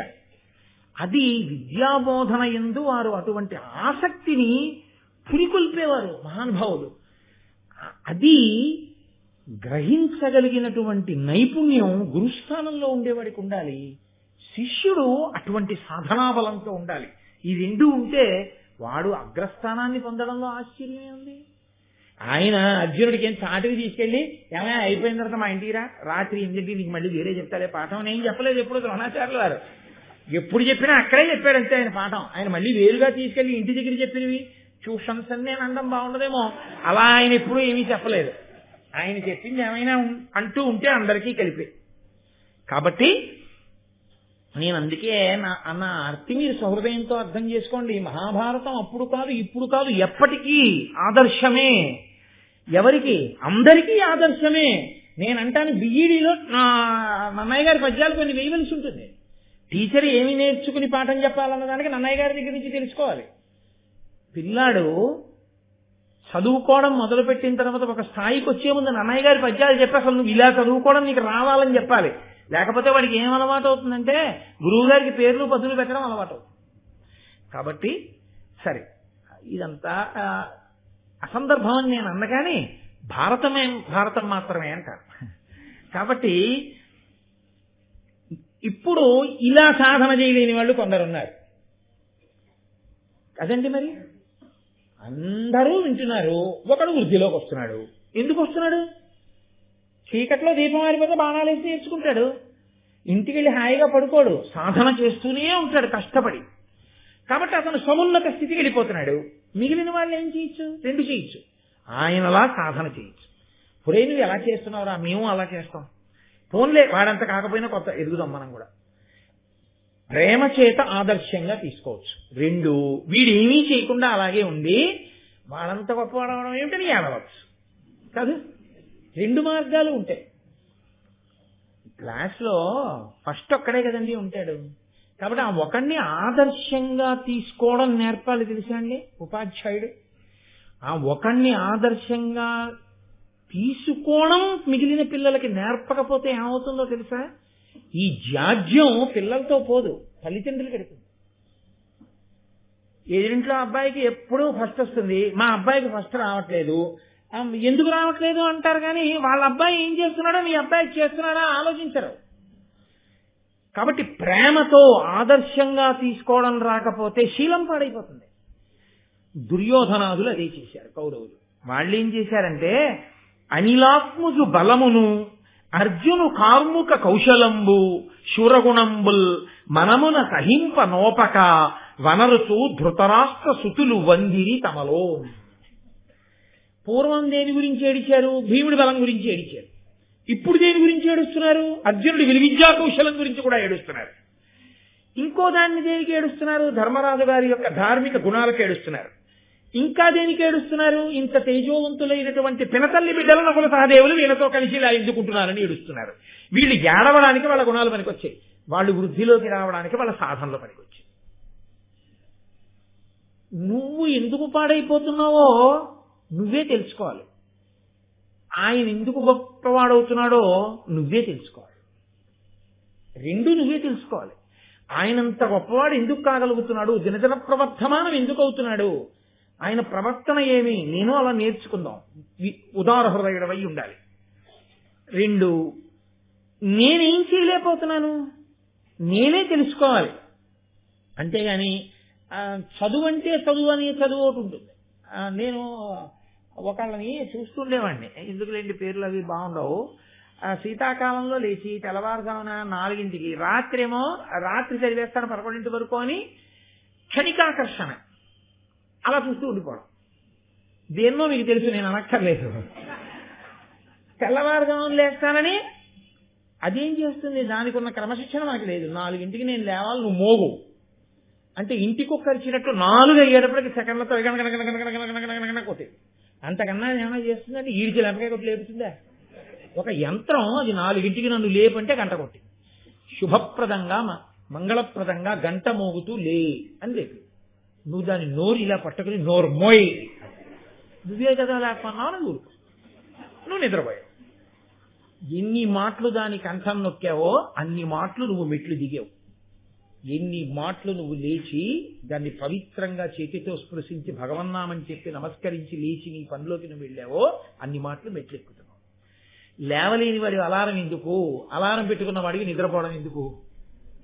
రెండూ తప్పులే. ఇది సాధన లేకపోవడం. పైగా పక్కవారి మీద ఏడుపెందుకు? ఈ అసూయ అన్నది ఒకటి వస్తే వచ్చేవి జారుడు మెట్లే. నన్నయ్య గారు ఏదో సరదాకి రాసిన పద్యాలని మీరు అనుకోకండి. ఎవడి జీవితంలో వృద్ధిలోకి రావాలనుకున్నా ఆయన తెర వెనక చేసేటటువంటి సాధనని మీరు గమనించవచ్చు. కాబట్టి ఆ సాధన అన్నదే అంత అవసరం. కొన్నాళ్ళయింది, అయిపోయిన తర్వాత ద్రోణాచార్యుల వారు అందరు శిష్యుల్ని పిలిచారు. పిలిచి దానికి మళ్ళీ ఒక గౌరవం ఒకటి ఉంటుంది. ఏమిటి అంటే, అందరికన్నా వయసులో పెద్దవాడు ఉన్నాడు కదా, వాడిని ముందు పిలిచి అడుగుతూ ఉండాలి. కాబట్టి ధర్మరాజు గారిని ముందు నించోబెడుతూ ఉంటాడు. ఆయన స్కూల్లో పొడుగు వాళ్ళని ముందు నుంచో పెడుతుంటారు. అప్పుడప్పుడు పొట్టి వాళ్ళని ముందు కూర్చోబెట్టి పొడుగు వాళ్ళని వెనక్కి కూర్చోబెడతారు. నువ్వు ఉంటే వాడికి కనబడరా అంటారు. అవసరాన్ని బట్టి మారుస్తూ ఉంటారు. ద్రోణాచార్యుల వారు ఎప్పుడు ధర్మరాజు గారినే పక్కన నించోబెట్టేవాడు, వయసుని సిద్ధాంతంగా తీసుకుని. కాబట్టి నిలబెట్టి ఆయన అన్నాడు, ఇదిగో ఆ చెట్టు మీద పక్షిని చూసావా అన్నాడు. కృతకమైన పక్షిని పెట్టాడని మీరు అనుకోవచ్చు, తప్పేం లేదు. పెట్టి ఆ పక్షి తల కనపడుతోందా, బాణం వేసి కొట్టగలవా, ఇంకేమైనా కనపడుతున్నాయా అని అడిగాడు. అయితే ధర్మరాజు గారు అన్నాడు, పక్షి కనపడుతోంది, చెట్టు ఆకులు అన్నీ కనపడుతున్నాయి, నువ్వు వెయ్యక్కర్లేదు బాణం, అదొక వృధా. పక్కకి వెళ్ళాడు. ధర్మరాజు గారిని నెత్తినెక్కించుకోలేదు. ఆ తర్వాత భీముడిని పిలిచాడు, నకులుడిని పిలిచాడు, సహదేవుడిని పిలిచాడు, దుర్యోధనుడిని పిలిచాడు, మిగిలిన 99 మంది పేర్లు గుర్తెట్టుకు పాపం అటెండెన్స్ అటుకు పిలిచాడు. పిలిచి అందరినీ ఇదే అడిగాడు, బాణం వేసి తల కొట్టేయడానికి అనలేదు ఆయన. దాన్ని తల ఛేదించాలి. తల ఒకటే కనపడుతోందా, ఇంకేమైనా కనపడుతున్నాయి అంటే పక్షి కనపడుతోంది, ఈకలు కనపడుతున్నాయి, రెక్కలు, వెళ్ళిపో. అర్జునుడిని పిలిచాడు, దాని మెడ మీద తగలాలి బాణం, ఏం కనపడుతోందన్నాడు. నాకు ఇంకేమీ కనపట్టలేదు, మెడ ఒకటే కనపడుతోంది, వదులు బాణం అన్నాడు. అంతే. పక్షి శిరంబు తిరంబుగా నిక్షించితి ఒండుగాన నిద్యుననినన్ లక్షించి వేయుమని సూక్ష్మేక్షణుడు ద్రోణుండు పనిచే ఇంద్రతనూజున్. వదిలిపెట్టు బాణం అన్నాడు. అంతే. ఆ బాణం వెళ్ళి ఖచ్చితంగా పక్షి యొక్క మెడకి తగిలి ఆ మెడ తెగి కింద పడిపోయింది. లక్ష్య శుద్ధి అంటారు. దేని మీద దృష్టో దాని మీదే దృష్టి పెట్టగలగడం. ఇది ఎలా ఉంటుందో తెలుసా అంటే, లక్ష్య శుద్ధి అన్న మాటకు అర్థం ఏంటో తెలుసా, అది మీరగుట. నేను అన్నం తింటున్నాను అనుకోండి, అన్నం ఏమవుతుంది, నేను జాగ్రత్తగా నా కడుపు నిండేంత వరకు అటు ఇటు పిచ్చి పనులు చేయకుండా, మధ్యలో కూడా చల్లట్టుకోకుండా అన్నం తిన్నాను అనుకోండి, ఏమవుతుంది, అన్నము నేనైపోతాను. నేను దాహం వేసి బింది దగ్గరికి వెళ్ళాను, నాకు ఎన్ని నీళ్లు కావాలో అన్ని నీళ్లు జాగ్రత్తగా ఓ గడగడ తాగేయకుండా చక్కగా నీళ్లు తాగాను అనుకోండి, నీళ్లు ఏమవుతాయి, నేనైపోతాను. ఎందుకైపోయాయి, దాని మీదే దృష్టి పెట్టి నీ కడుపు నిండేంత వరకు, నీకు చాలనేంత వరకు నువ్వు లోపలికి పుచ్చుకున్నావు కాబట్టి నీవైపోయాయి. అంతేగాని పరాకుగా ముక్కు దగ్గర పెట్టి పోసేశారనుకోండి, కడుపు నిండి దాహం తీరుతుందా, తీరదు. చదువునందు కూడా అంతే. పుస్తకం ఎదురుగుండా పెట్టుకోవడం తాను చదవడం కాదు, చదువుతుండగా పుస్తకం తాను ఎంత మారిపోతున్నాడు. అందుకే నేను వ్యాసుణ్ణి చదివాను, నేను నన్నయ్య గారిని చదివానంటాడు. అంటే భారతం చదవడం కాదు, భారతము తానవ్వాలి. అంటే అంతగా అక్కడ చదువుతున్నప్పుడు పుస్తకము పద్యాలు కాదు, మీకు అంతఃపురము, ద్రోణాచార్యుల వారు, చెట్టు పక్షి వాళ్ళందరూ రావడం, వెయ్యమండం బాణం, అర్జునుడు వెయ్యడం, ఆ పక్షి తల ఊడి కింద పడిపోవడం, ఇవన్నీ ఇక్కడ కనపడుతూ ఈ కన్నులు పద్యాన్ని చదవాలి. అప్పుడు ఘట్టం ఇక్కడ ముద్రపడిపోతుంది. ముద్రపడితే ఆయన చదివాడు భారతాన్ని, తడబాటు రాదు. ఇలా ఓసారి పైనుంచి కిందకి వెళ్తూ మధ్యలో ఒకసారి కాఫీ అయిపోయింది ఏంటి అని ఇలా మాట్లాడుతూ సెల్ ఫోన్ తీసి చదువుకున్నాడు అనుకోండి, ఆయన ఏం చదివాడో ఆయనకే తెలియదు. ఆ తర్వాత వచ్చిన తర్వాత ఎవరో ఒకళ్ళు అది కూడా ఉంది కదండి పుస్తకంలో అన్నారు, అది ఉందా బెబ్బే, అది ఎక్కడుంది, అదేంటి ఇక్కడ ఉంది కదండి చూడండి, అరే చూడలేదండి అంటారు. చూడలేదేంటి, చదివావుగా మరి. అంటే అక్కడ శ్రద్ధ లేదు, లక్ష్యశుద్ధి లేదు, అది తాను కావాలన్న శ్రద్ధ లేదు. ఈ శ్రద్ధ ప్రారంధం ఏమిటంటే ఎక్కడెక్కడ ఉండదో తెలుసా అండి, చదువు దగ్గర, జపం దగ్గర, పూజ దగ్గర, వినడం దగ్గర, అలాంటి వేటి దగ్గర ఉండదు. అందుకే పాపం విందామని వస్తారు, రావడంలో కష్టపడి వస్తారు, అందులో దోషమేం లేదు. ప్రారంధం ఏమిటో కానీ ఖచ్చితంగా ఇక్కడే నిద్ర వస్తుంది. అది కూడా అదేమిటో మరి, ఇళ్లలో అయితే తూలిపోతారు, ఇక్కడ అలాగే కూర్చుని నిద్రపోతారు తపస్సు చేస్తున్నారు. అటు ఇటు కూడా మళ్ళీ బెసగరు. కాబట్టి అర్జునుడు అంత గురితో బాణం వేయగలిగాడు. వేస్తే సంతోషించాడు ఆయన లక్ష్యశుద్ధికి. ఇదిరా నాయన నేను కోరుకునేది, చాలా అద్భుతమైనటువంటి లక్ష్యశుద్ధిని నువ్వు చూపించావు అని.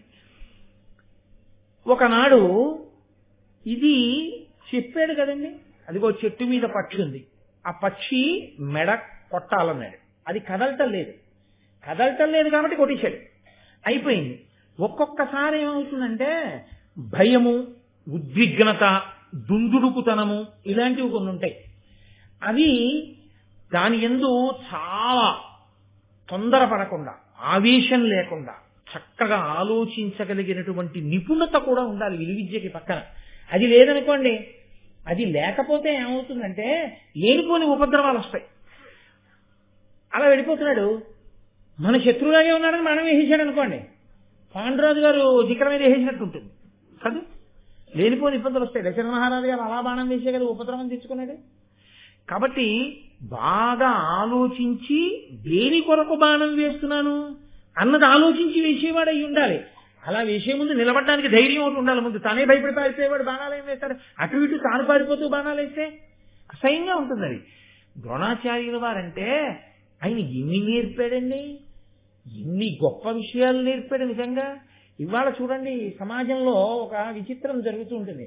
అది ప్రమాదం జరగదు, ప్రమాదం జరగకపోయినా మాక్ డ్రిల్ అంటారు, జరిగినట్టుగా చేస్తారు. చేస్తే నిజంగా అక్కడ అలాంటి ఉపద్రవం ఏదైనా జరిగిందనుకోండి, జరిగితే రక్షణ వ్యవస్థ అంతా కూడా ఎంత సిద్ధంగా ఉంది అన్నది చూడడానికి చూస్తారు. ఏదో ఫైర్ ఎక్స్టింగ్విషర్ ఉంది, దాన్ని ఎత్తి కింద కొట్టే ఆ లోపల ఉన్న కార్బన్ డైఆక్సైడ్ అందులోంచి బయటకు వస్తుంది. ఫైర్ ఎక్స్టింగ్విషర్స్ ఉన్నాయి, అగ్నిమాపక యంత్రాలు, సిబ్బంది ఉన్నారు. కానీ ఎప్పుడు 5 ఏళ్ల నుంచి అక్కడ ఏం అగ్ని ప్రమాదం జరగలేదు భగవంతుడి దయ వల్ల. రీఫిల్ ఒకటి ఎప్పుడు మార్చాలో అప్పుడు మార్చేస్తున్నారు 3 నెలలకు ఒకసారి. కానీ నిజంగా అగ్ని ప్రమాదం వచ్చిందనుకోండి, బెల్ ఒకటి కొడతారు. ఆ బెల్ కొట్టగానే ప్రతి చోట దాన్ని, ఆ ఫైర్ ఎక్స్టింగ్విషర్ని, అగ్నిమాపక యంత్రాన్ని తీసి నేలకేసి కొట్టాలి. దాని నాబ్ వెళ్ళి ఆ గొట్టం వెళ్ళి లోపల కొడుతుంది. లోపల ఉన్న కార్బన్ డైఆక్సైడ్ సిలిండర్ బద్దలైపోయి కార్బన్ డైఆక్సైడ్ పైకి వస్తుంది. వస్తే మంట ఆరిపోతుంది. అది వీడికి గుర్తుందో లేదో అని ఏం చేస్తారంటే, అగ్ని అంటుకోకపోయినా వీళ్ళే ఎక్కడో ఏ గడ్డో అంటించి ఫైర్ బెల్ కొడతారు. ఆ బెల్ కొట్టారంటే అందరు గబగబా దీన్ని పట్టుకుని పరిగెత్తాలి. వీడప్పుడు ఏమన్నా 3 ఏళ్ల క్రితం వెళ్ళాం చెన్నై ట్రైనింగ్కి, ఇది ఎలా కొట్టాలంటారు, ముందుకు తిప్పి కొట్టాలా వెనక్కి తిప్పి కొట్టాలా అన్నాడు అనుకోండి, అగ్ని ఆగుతుందా వీడు నేర్చుకుని వచ్చే వరకు. అందులో అప్పుడప్పుడు వీడికి ఇటువంటి ఉద్విగ్నతతో వెంటనే ఆ స్థితిని ఎదుర్కొనేటటువంటి స్థితిని కల్పించడానికి కృతక ప్రమాదమును సృష్టిస్తారు. సృష్టించి వీడిలా ఉన్నాడా లేడా, వీడిలా చేయగలడా లేడా, నిలబడగలడా లేడా పరిశీలిస్తాడు. ఎందుకో తెలుసా అండి, చక్కగా ఉన్నప్పుడు మాకు చేసినటువంటి ప్రయత్నం గభాలను చేయవలసి వస్తే చేయలేని వాడు ఉంటాడు లోకంలో. మళ్ళీ అదో గమ్మత్తు ఉంటుంది. మీరు బాగా ఏమండో రేపు 100 మీటర్లు పరిగెత్తాలి అన్నారనుకోండి, 6 నెలల నుంచి పరిగెత్తి పరిగెత్తి పరిగెత్తి పరిగెత్తి సాధన చేసేసి పరిగెత్తవలసిన రోజున 100 మీటర్లు దురుక్కులు పరిగెత్తిస్తాడు. ఓ 3 నెలల పోయిన తర్వాత ఇవాళ నువ్వు ఇప్పుడు పరిగెత్తాలి అన్నారనుకోండి, ఆ మాట మీరు ముందు చెప్పలేదు, ఇప్పుడు ఎక్కడ పరిగెత్తడం, కడుపు ముందుకు సాగిపోయింది. ఆ ఒక్కసారి పరిగెడితే చాలనుకున్నా, అస్తమానం ఇలా పరిగెత్తమంటారని నాకేం తెలుసు అన్నాడు అనుకోండి. ఎలా అంటే అప్పుడు పనికి రాలేదు ఆయనకి, ఎప్పుడో పనికి వచ్చిన వాడని అనుకున్నా, ఇప్పుడు పనికిరాని వాడు అయిపోయాడు. అలా వీళ్ళు అటువంటి స్థితి కలిగితే నిలబడగలిగిన వాళ్ళేనా ఈ శిష్యులు? లేకపోతే ఆ స్థితిలో నిలబడలేక వచ్చిన అందరినీ నించోబెట్టి ఒక్కొక్కడిని పిలిచి, నాన్న పక్షిని కొడతావా అంటే కొట్టగలనండి అని ఒకడు, కొట్టలేనండి అని ఒకడు. అర్జునుడు కూడా ఇలా అయితే ఆ పక్షి ఇప్పటికి అదిందాక ఇప్పటికి 101 మంది అది దాన్ని వేయగలవా అంటే అన్ని కనబడ్డాయి, పక్కకి వెళ్ళిపో అని కదా పిలుస్తున్నాడు. కాబట్టి అకస్మాత్తుగా ఏదైనా సంఘటన జరిగితే నిలబడతాడా అర్జునుడు? తత్తరపడకుండా నిలబడగలడా? అప్పుడు కదా పూర్ణత్వం విద్య ఎందు చూడాలి. అలా నిలబడగలిగితే ధర్మాన్ని నిలబెడతాడు. ధర్మానికి వైక్లభ్యం ఎలా వస్తుందండి? నోటీస్ ఇచ్చి వస్తుంది ఏంటి? దొంగతనం చేసేవాడు ఏమన్నా రాబో 3 నెలలలో ఏ రోజైనా నేను మీ ఇంట్లో దొంగతనం చేయవచ్చు అని కాగితం ఏమైనా పంపిస్తారా? ట్యాక్స్ కట్టమని పంపిస్తారు. ఏదో ఇన్ని బలాన వచ్చే నెల 21వ తారీఖు లోపల మీరు పన్ను చెల్లించవలను అని పంపిస్తారు. దొంగలు పంపించారు కదా నోటీసులు. కానీ పరాకుగా ఉండేవాడు ఎలా ఉండాలంటే, దొంగతనం ఎప్పుడైనా జరగచ్చు అని, దొంగ ఎప్పుడైనా రావచ్చని రక్షకభటుడు ఉండాలి. అని మనలాగే రక్షకభటుడు నుంచి ఉంటే ఎలా కుదురుతుంది? కుదరదు కదా. పరాకుగా ఉండాలి. ధర్మమునకు హాని చెప్పి రాదు. ఎవడో ఉంటాడు ఉద్ధతితో ఉన్నవాడు, వాడు ధర్మానికి హాని చేస్తాడు. అప్పుడు నువ్వు వెంటనే నిలబడి అలా బాణం వేయగలవా? ధర్మాత్ముడు అధర్మము 2 ఉన్నాయి. ఒక ధర్మాత్ముడిని అడ్డు పెట్టుకుని ఒక అధర్మాత్ముడు అధర్మం చేస్తున్నాడు. ఏమైనా చేశారో ఈయన అడ్డు పెడతాడు. ఇప్పుడు ధర్మాత్ముడికి తగలకుండా అధర్మాత్ముడిని పడగొట్టాలి. పడగొట్టగలరా? అప్పటి నైపుణ్యానికి ఇది చెట్టు మీద పెట్టని చూపించి నువ్వు మెనకొయ్యి అన్నదానికి తేడా ఉందా లేదా? అప్పుడు బాణం వేసి ఏమన్నా మీరు పెట్టను కొట్టమన్నప్పుడు ఎలా కొట్టారో అలాగే కొట్టానండి, కానీ ఆయన ముందు ఇంకోటి పెట్టుకోవడంలో ఆయన దయవేసింది నేనేం చేయనండి, మా వెనకవాడు పారిపోయాడు ఏంటంటే అప్పుడు ఎందుకు ఇంకా ఈ పిట్టల్ని కొట్టడం ఇవన్నీ బాణాలు ద్రోణాచార్యుల వారు పెద్ద శిక్షణ తరగతులు నేనేమో నెత్తి కొట్టుకుని చెప్పడం యుగాలు మారిపోయినా మీరేమో పనులు మానేసి కూర్చుని వినడం ఏమిటి ద్రోణాచార్యుల వారి విరుద్ధంలో గొప్పతనం ఇక్కడ. ద్రోణుడి గొప్పతనం అంటే అది. ఇచ్చట మొసళ్ళు ఉన్నవి ఈత కొట్టరాదు అని బోర్డు ఉంటుంది కొన్ని చోట్ల, మీరు చూశారో లేదో. హైదరాబాద్ నుంచి నాగార్జున సాగర్ నుంచి వచ్చేస్తుంటే మంచి గోదావరి ప్రవాహం కనబడుతుంది, ఎవరికైనా ఉత్సాహం వస్తుంది ఒకసారి గోదావరిలో దిగుదామని. కానీ అక్కడే మొసలి బొమ్మేసి, ఒకవేళ వీడికి చదువు రాదేమో అని ఓ పెద్ద బోర్డు ఎడతారు, ఇక్కడ మొసళ్ళు విరివిగా ఉన్నవి నీట ఎందు దిగరాదు. వాడు దూరం నుంచి చూసి వెళ్ళిపోతాడు. ఆఖరికి ఎండుటాకు తగిలిన ఆమె నేల మీదకి వచ్చిందేమో అని కారులోనే కూర్చొని అద్దంలోంచి చూసి వెళ్ళిపోతాడు కదా. అలా ఆయన ద్రోణుడు అంటే సామాన్యమైన గురువు అండి. గురువుల వైభవం అంటే ఏమిటో మీరు గమనించాలి. ఆయన ఒక రోజున నదీ స్నానానికి వెళ్ళాడు. ధర్మం అన్న మాటకు అర్థం ఉంది. గురువు గారు నదీ స్నానానికి వెళ్ళి నేను నదీ స్నానం చేసేస్తానన్నారు అనుకోండి, వెళ్ళి తొందరగా వచ్చేయండి గురువుగారిని వీళ్ళు పడుకోకూడదు, వచ్చాక లేకుండా. గురువు గారు వెళ్తున్నారంటే మనము వెళ్ళాలి. గురువు గారు వెళ్తుంటే మనం వెడితే మనం ఏం చేస్తాం, స్నానం చేసిన బట్ట మళ్ళీ కట్టుకు రాకూడదు. నది కడితే వేరు బట్ట పట్టుకెళ్ళి ఆ బట్ట కట్టుకుని ఈ బట్ట విడిచిపెట్టి దాన్ని ఆ బట్ట పట్టుకుని రావాలంటే మళ్ళీ నదిలో పిడిచేయకూడదు, ఇంటికి వచ్చి ఉతుక్కోవాలి. గురువు గారి బట్టలు గురువు గారి పట్టుకుని వెళ్ళిపోతున్నారు అనుకోండి, ఇంకా గురువు గారి శిష్యుడు ఏంటి? గురువు గారి బట్టలు, గురువు గారి ఆచమన పాత్ర, కలస పాత్ర ఆయనే పట్టుకుని వెళ్ళిపోయి ఆయనే ఆ బట్టలు తుక్కుని ఆయనే నీళ్లు ఎట్టుకుని ఆయన వచ్చేస్తే వీడి చేతిలో ఉంటే గురుగారు గురుగారు అని కనపడ్డ అనుమానాలన్నీ అడగడం మొదలెట్టాడు అనుకోండి. ఆయన ఏదో మార్నింగ్ వాక్ చేసుకుందామని వెళ్ళాడు. మార్నింగ్ వాక్ చేసేవాడు మాట్లాడకూడదు కదా, ఆయన వచ్చేయాలి. అమ్మ బలిసి అడగ దొరికాడరా ఇక్కడే మనకని చెప్పి అప్పుడు నీకున్న అనుమానాలని అడగమన్నా భారతం మీద రామాయణం మీదను ఎక్కడ అడగాలో అక్కడ. ఆయన ఏదో కూరలు కొనుక్కుంటున్నాడు రైతు బజార్లో, ఏమంటే మొన్న చెప్పిన భారతంలో అని అప్పుడే మొదలెట్టడం. ఆయన ఏ పని మీద ఉన్నాడో దానికో స్థితి ఉంటుంది, దానికో సమయం ఉంటుంది, దానికో సందర్భం ఉంటుంది. ఆయన ఏమనుకుంటాడు, నా ప్రారంభం కొద్దీ చెప్పాను రా భారతం, ఇది ఎక్కడ కూడా అనుకోడు. కాబట్టి ఎక్కడ ఎలా తర్ఫీదు ఇవ్వాలో అలా ఇవ్వాలి ఆయన గురువు అంటే. అంతేకాని ధనుర్వేదం నేర్పిన వాడు అలా చెట్టు మీద బొమ్మని పెట్టి కొట్టేయండి అంటే కొట్టేస్తే మీరు అందరూ బాగా కొట్టేశారు అని వెళ్ళిపోమంటే ఎలా ధర్మం నిలబెడతాడండి అర్జునుడు. అందుకు ఆయన ఒక గొప్ప పరీక్ష పెట్టాడు. ఆయన స్నానానికి వెళ్ళాడు, వీళ్ళు స్నానానికి వెళ్ళారు. ఆయన అన్నాడు నేను ముందు స్నానం చేసేస్తాను అని. ఆయన అనక్కర్లేదు, వాళ్లే అనాలి. ఎందుకంటే గురువు గారు స్నానం చేసిన తర్వాత పవిత్రమైన నీళ్లలో శిష్యులు చేయాలి కదా. గురువు గారు అంటేనే పవిత్రమని గుర్తు, కాబట్టి గురువు గారు ముందు స్నానం చేయాలి. కాబట్టి గురువు గారు స్నానానికి దిగి ఆయన స్నానం చేస్తున్నాడు. ఉరే నా కాలు మొసలు పట్టేసింది రా అని పెద్ద కేకేశాడు. అని ఉరే రక్షించండి రా అన్నాడు. మొసలు పడితే నీళ్లలోకి లాగేదండి. మొసలి పట్టుకుంటే చెట్టు మీద పిట్ట కూర్చున్నట్టు కనపడుతూ కాలుని అందరికీ కనపడేటట్టుగా గురువుగారి కాలు పట్టుకుని కరకరా నవ్వులుతూ తింటున్నేటి. గురువుగారి కాలు నీళ్లలో ఉంది, మొసలి నీళ్లలో ఉంటుంది. నీళ్లలో ఉన్న మొసలి గురువుగారి కాలు కొరుకుతోంది. గురువుగారు మొసలి ఎక్కడుంది కరెక్ట్ గా వేలెత్తి చూపించండి వేస్తాను మానం అంటే చెయ్యి పట్టుకుంటుంది. ఇప్పుడు గురువు గారి కాలు పైన ఎక్కడుందో చూసుకుని బహుశా పాదం ఇక్కడ ఉంటుంది, నోరు ఇలా పట్టి ఉండుంటుంది, దాని మర్మావయం ఇక్కడ ఉండుంటుంది.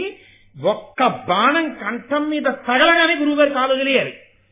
అంతేగాని ఎక్కడుందో అలా నీళ్లలోకి ఉండండి బాగా దొరకనివ్వండి చూస్తూ కూర్చుంటే ఇలాగ కాలు ఆయన కూడా విడిపోతాడు.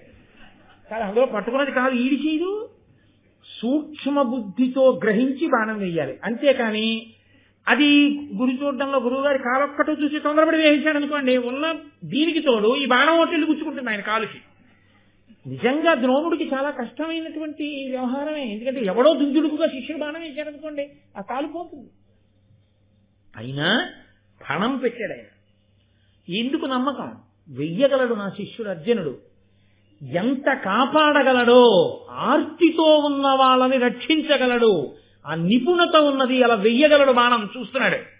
కాబట్టి దానిన్నేరక అందరున్ వివశలైతారున్న అన్నీరిలో కానంగాని శరీరముంగల మహోగ్రగ్రాహమున్ గోత్రభిక్షూనుండేను శరీరం శరంబులన్ విపుల తేజుండేసి శక్తిన్ మహాసేన ప్రఖ్యుడు ద్రోణు జంగ విడిపించన్ విక్రమం గొప్పగన్. మిగిలిన వాళ్ళందరూ రక్షించండి అంటే గబగబా వెళ్ళిలా చూసి పట్టుకున్న మొసలు కనపట్టలేదు, వేసేద్దాం కానీ బాణం. నీళ్లలో ఉంది మొసలి. ఎక్కడుంది మొసలి? కనపడితే కదా మనం బాణం వేయడానికి. చెట్టు మీద పెట్ట నేర్పారు గురువు గారు. పట్టుకున్నది అలా పెట్టేదైనా పట్టుకుంటే కొడతాం, మొసలి పట్టుకుంటే ఏం పడతాం? పోనీ మనము దిగుదామంటే మనం పట్టుకుంటే ఎవడో దిగడవు, మాకు మొసలి కనపట్టలేదు, బాణం వేయడు. అందరూ పైగా గురువుగారిని మొసలెట్టేస్తుందని భయపెడితే అందరూ పక్క అటు వచ్చిపోయారు. అర్జునుడు మాత్రం వెంటనే వచ్చి గురువు గారి కాలు పట్టుకున్నప్పుడు పైకి ఉంటుంది కదండి తొడా మోకాలును, అవి ఎక్కడున్నాయి, నిలబడిన తీరు పట్టి గురువుగారి యొక్క పాదం ఎక్కడుంది, మొసలి నీటిలోంచి వచ్చి పట్టుకున్నప్పుడు గురువుగారి పాదం దగ్గర పిక్కని ఎక్కడ పట్టుకుని ఉంటుంది, పిక్కని పట్టి ఉంది కాబట్టి పాదానికి ఇంత దూరంలో మొసలి నోరు ఉంటుంది, పట్టుకుని ఉంది కాబట్టి కదలకుండా ఉంది. ఒక్క బాణం వేసి కొడితే అది వెంటనే బాధకి ఇంకొంచెం గట్టిగా పాదం పట్టుకుంటే గురువు గారికి ఆపద వస్తుంది. బాణం మీద బాణం, బాణం మీద బాణం, కన్ను తీసి కన్ను మూసే లోపల 5 బాణములను మర్మస్థానముల మీద కొట్టి నోరు తెరిచి అలా చచ్చిపోయి తేలిపోయి కొట్టేశాడు. అంతే. మొసలి ప్రాణం విడిచిపెట్టడం, నోరు తెరుచుకు చచ్చిపోవడం, నీటి మీద తేలిపోవడం అయిపోయాయి. తనని రక్షించుకోలేని వాడా ద్రోణుడు. ఆయన వెంటనే కాలు తీసుకుని పైకెక్కి షహఫాష్, ఇది నా నమ్మకం, అందుకు నేర్పాను నీకన్నదే. కాబట్టి మహానుభావుడైనటువంటి ద్రోణుడు అర్జునుడు ఎంతవరకు విలువిద్యకి నిలబడగలడు ఇంత పరీక్ష చేశాడు. ఇప్పుడు విలువిద్యకి నిలబడగలడు, ఆర్తితో ఉన్న వాళ్ళని కాపాడగలడు, ధర్మము తెలిసున్నవాడు. చాలా తృప్తి పొందాడు. నేను అపాత్రుడికి ఇవ్వలేదు విద్య, నేను పాత్రునకే ఇచ్చాను. పరమ సంతోషంగా ఉన్నాడు. ఒక రోజున ధృతరాష్ట్ర మహారాజు గారి దగ్గరికి వెళ్ళాడు. నీ పిల్లలందరికీ విద్యాభ్యాసం అయిపోయింది, నేను చెప్పాను, నూరి పొయ్యగలిగినంత నూరిపోశాను. భీముడు గదాయుద్ధం నేర్చుకుంటానన్నాడు, నేర్పాను. దుర్యోధనుడు గదాయుద్ధం నేర్చుకుంటానన్నాడు, నేర్పాను. అర్జునుడు విలువిద్య నేర్చుకుంటానన్నాడు, నేర్పాను. కర్ణుడు విలువిద్య అడిగాడు, నేర్పాను. ధర్మరాజు గారు ఈట విసరడంలో ఎక్కువ ప్రావీణ్యం కావాలన్నాడు, నేర్పాను. ఎవరికి ఏది అన్నారో అది నేర్పాను. ఇప్పుడు ఈ పిల్లలందరి యొక్క, కౌరవ పాండవుల యొక్క విలువిద్యా ప్రదర్శనం, వాళ్ళు నేర్చుకున్నటువంటి విద్యలు ఎంతంత స్థాయిని పొందారో నువ్వు చూద్దు గాని. చూడ్డానికి కళ్ళేవి అక్కర్లేదు. ఈశ్వరుడు ఇచ్చిన అనుగ్రహం ఏమిటో తెలుసా అండి? చెవులతో తెలుసుకుంటాడు. ఎందుకో తెలుసా? అర్జునుడు వెళ్ళాడు లక్ష్య సాధనకి అన్నారనుకోండి, అందరూ జయహో జయహో నరిచారనుకోండి, అకస్మాత్తుగా నిశ్శబ్దంలోంచి. అంటే అర్జునుడు ఏదో లక్ష్యాన్ని అలా ఛేదించాడని గుర్తు కదా. అందుకని పైగా రాజుగారు రావాలని మర్యాద, అందుకని ధృతరాష్ట్రుడిని ఆహ్వానించాడు. వెంటనే ధృతరాష్ట్రుడు విదురుణ్ణి పిలిచి అన్నాడు, కుమారాస్త్ర విద్యా ప్రదర్శనము, కుమారులందరూ కూడా ఇప్పుడు అస్త్ర విద్యని ప్రదర్శిస్తారు. దానికి అనువుగా బాగా విశాలమైనటువంటి భూమినంతటిని దున్ని, ఎక్కడ పెంకులు కాని, ముళ్ళు కాని, ఎముకలు కాని ఇలాంటివి ఏం లేకుండా శుభ్రం చేసి, ప్రజలందరూ చుట్టూ కూర్చుని చూడడానికి వీలుగా మంచెలు కట్టి, ఇప్పుడైతే గ్యాలరీలు అంటామేమో, చుట్టూ కూర్చోడానికి వీలుగా మంచెలు కట్టండి. ప్రజలందరికీ చెప్పండి, ఫలానా రోజున పిల్లలందరూ తమ తమ అస్త్ర విద్యా శక్తిని ప్రదర్శనం చేస్తారని చెప్పండి. తర్వాత మహానుభావుడైనటువంటి ద్రోణుడు, శల్యుడు, భీష్ముడు, మేమందరం కూడా అక్కడికి వస్తాం, వచ్చి చూస్తాం. మేము కూర్చోడానికి తగినటువంటి గదుల్ని నిర్మాణం చేయండి. అంతఃప్రకాంతలైనటువంటి గాంధారి, ఆ తర్వాత కుంతీదేవి, ఇతర భార్యలు 10 మంది, వీళ్ళందరూ కూడా వస్తారు. వీళ్ళందరూ కూడా ప్రజలకి కనపడేలా కూర్చోరు కదా, అందుకని వాళ్ళు కూర్చోడానికి వీలుగా అందమైనటువంటి గదులు సిద్ధం చెయ్యండి. ఇవన్నీ సిద్ధం చేసిన తర్వాత సుముహూర్తంలో బ్రాహ్మణుల్ని తీసుకెళ్లి పుణ్యాహవాచనం చేయించండి. ఎందుకంటే అది శారదా కటాక్షం, ధనుర్వేదం. అటువంటి ధనుర్వేదంలో మొట్టమొదట అక్కడ నిలబడి విలువిద్యా ప్రదర్శనం చేస్తున్నారు కాబట్టి దాన్ని పుణ్యాహవాచనం చేయించండి. చేయించిన తర్వాత ద్రోణాచార్యుల వారు తనకి నచ్చిన క్రమంలో శిష్యుల చేత విద్యా ప్రదర్శనం చేయిస్తాడు. కాబట్టి అన్ని విధాలా సిద్ధం చేయించండి అన్నాడు. విదురుడు మహానుభావుడు ఆ విలువిద్యా ప్రదర్శనానికి వీలుగా భూమినంతటినీ చదును చేసి, మిట్టపల్లాలు లేకుండా చేసి, ఎముకలు లేకుండా చేసి, ఎక్కడా గాజు పెంకులు ముళ్ళు లాంటివి లేకుండా చేసి, గురి చూసి లక్ష్యం కొట్టి బాణప్రయోగం చేసి తన లక్ష్యశుద్ధిని నిరూపించుకోవడానికి వీలుగా కొన్ని లక్ష్యాలను ఏర్పాటు చేసి, గదాయుద్ధం చేసేటటువంటి వాళ్ళు గదలతో కొట్టుకుంటూ తిరగవలసి ఉంటుంది కాబట్టి అలా తిరగడానికి వీలుగా మెత్తటి మట్టితో కూడినటువంటి వేదికలు కొన్నిటిని తయారు చేసి, పరుగెత్తుతున్నటువంటి వాటిని కొట్టి చూపించవలసి ఉంటుంది. కాబట్టి క్రూరమైనటువంటి ప్రాణులు నోరు తెరిచినప్పుడు ఎంత లాఘవంగా బాణాలు కొట్టచ్చో చూపించాలి. కాబట్టి అలా కొన్ని ప్రాణులను సిద్ధం చేసి కొన్ని కొమ్ములు, ఆవు కొమ్ము, ఎద్దు కొమ్ము ఇలాంటివి, అంటే వాటి కొమ్ము తీసుకొచ్చి వేలాడగడితే ఆ కొమ్ము మీద, ఇంత కొమ్ము మీద ఎన్ని బాణములను వరుస క్రమంలో కొట్టగలడో అన్ని కొట్టి గొప్పతనాన్ని నిరూపించడానికి వీలుగా కొమ్ములు మొదలైనవి సిద్ధం చేసి ఇన్నిటిని సిద్ధం చేయండి. ఒక్కొక్క అస్త్రప్రయోగం చేసినప్పుడు కారు చీకట్లు కమ్ముకుంటాయి. ఇంకొక అస్త్రప్రయోగం చేసినప్పుడు మళ్ళీ వెలుతురు వస్తుంది. ఇంకొక అస్త్రప్రయోగం చేస్తే వర్షం పడుతుంది. ఇంకొక అస్త్రప్రయోగం చేస్తే అగ్నిహోత్రం పుడుతుంది. దీనికి చూస్తున్న వాళ్ళు ఆపదకి లోను కాకూడదు. అందుకని అస్త్రప్రయోగం జరిగినప్పుడు ఆపద జరగకుండా దూరంగా ప్రజలుండేటట్టుగా అవన్నీ నిర్మాణం చెయ్యండి. విదురా, నీవు రాజనీతిజ్ఞుడవు కాబట్టి దీన్ని నువ్వు పర్యవేక్షించన్నాడు. విదురుడు వెళ్ళాడు. అటువంటి అస్త్ర విద్యా ప్రదర్శన వేదికని నిర్మాణం చేశారు. అంతా పూర్తయింది. ద్రోణాచార్యుల వారికి కబురు చేశారు. శుభముహూర్తాన్ని నిర్ణయించారు. ఇదిగో నా శిష్యులతో కలిసి అస్త్ర విద్యా ప్రదర్శనం చేయిస్తానన్నాడు. తాను తెల్లటి బట్టలు కట్టుకున్నాడు, చందనం రాసుకున్నాడు, మెడలో పుష్పహారం వేసుకున్నాడు. పిల్లలందరికీ ఎర్రని పుష్పమాలలు వేయించాడు. వాళ్ళందరూ కూడా వాళ్ళ ఆయుధాలు పట్టుకున్నాడు. వాళ్ళందరినీ కూడా ముందు ధర్మరాజును నించోపెట్టాడు. యవరాజ్య పట్టాభిషేకం కావలసిన వాడు పెద్దవాడు. ఆ తర్వాత దుర్యోధనుణ్ణి, భీముణ్ణి, ఇద్దరు సమవయస్సులు కనుక వాళ్ళని నించోపెట్టాడు. ఆ పక్కన అర్జునుణ్ణి నించోపెట్టాడు. మిగిలిన శిష్యులందరినీ వరసక్రమంలో నించోపెట్టాడు. ఇప్పుడు వెళ్లి తాను మొట్టమొదట మహారాజా అనుమతిని కృప చెయ్యండి, ప్రారంభం చేస్తున్నాం అస్త్ర విద్యా ప్రదర్శనం అన్నాడు. భేరీలు మోగే ప్రారంభం. ఎవరు మొట్టమొదట ద్రోణాచార్య, ఎవరు మొదలు పెడతారు? ద్రోణుడు ఆ పేరు పలుకుతాడు. అస్త్ర విద్యా ప్రదర్శనం ప్రారంభం కావాలి. అది మహాభారతంలో మహోజ్వలమైనటువంటి ఘట్టం. అక్కడ ఎన్ని మలుపులు తిరిగిందో భారతం. కాబట్టి అంత పెద్ద ఘట్టాన్ని ఇప్పుడు మొదలుపెట్టి శివరాత్రి చేయడం ఇష్టం లేక ఈ ప్రదర్శనం అంతా కూడా రేపు సాయంకాలం 6:30 విదురుడు నిర్ణయించిన ముహూర్తంలో ద్రోణాచార్యుల వారు ఆ అస్త్ర విద్యా ప్రదర్శనం ఆ పాండవుల చేత, కౌరవుల చేత చేయిస్తారు. మీ అందరూ కూడా బాణాలు మీ మీద పడకుండా దూరంగా కూర్చుని చక్కగానే ఒద్దికగా విద్యా ప్రదర్శనమును వీక్షించెదరుగాక. కాబట్టి ఇవాళకి విశ్రాంతి తీసుకుని రేపు 6:30 కలుస్తున్నాం. మంగళాశాసన పరై మదాచార్య పురోగమై సర్వైశ్చ పూర్వైరాచార్యై సత్కృతాయాస్తు మంగళం. మంగళం కోసలేంద్రాయ మహనీయ గుణాత్మనే చక్రవర్తి తనూజాయ సర్వభౌమాయ మంగళం. ఉమాకాంతాయ కాంతాయ కామితార్థప్రదాయినే శ్రీగిరీశాయ దేవాయ మలినాథాయ మంగళం. కరచరణ కృతం వా కర్మవాక్కాయజం వా శ్రవణనైనజం వా మనసం వా పరాధం విహితం వా సర్వమేత్తక్షమస్వా శివ శివ కరుణాబ్ధే శ్రీ మహాదేవ శంభో. సర్వం శ్రీ ఉమామహేశ్వర పరబ్రహ్మార్పణమస్తు. స్వస్తి.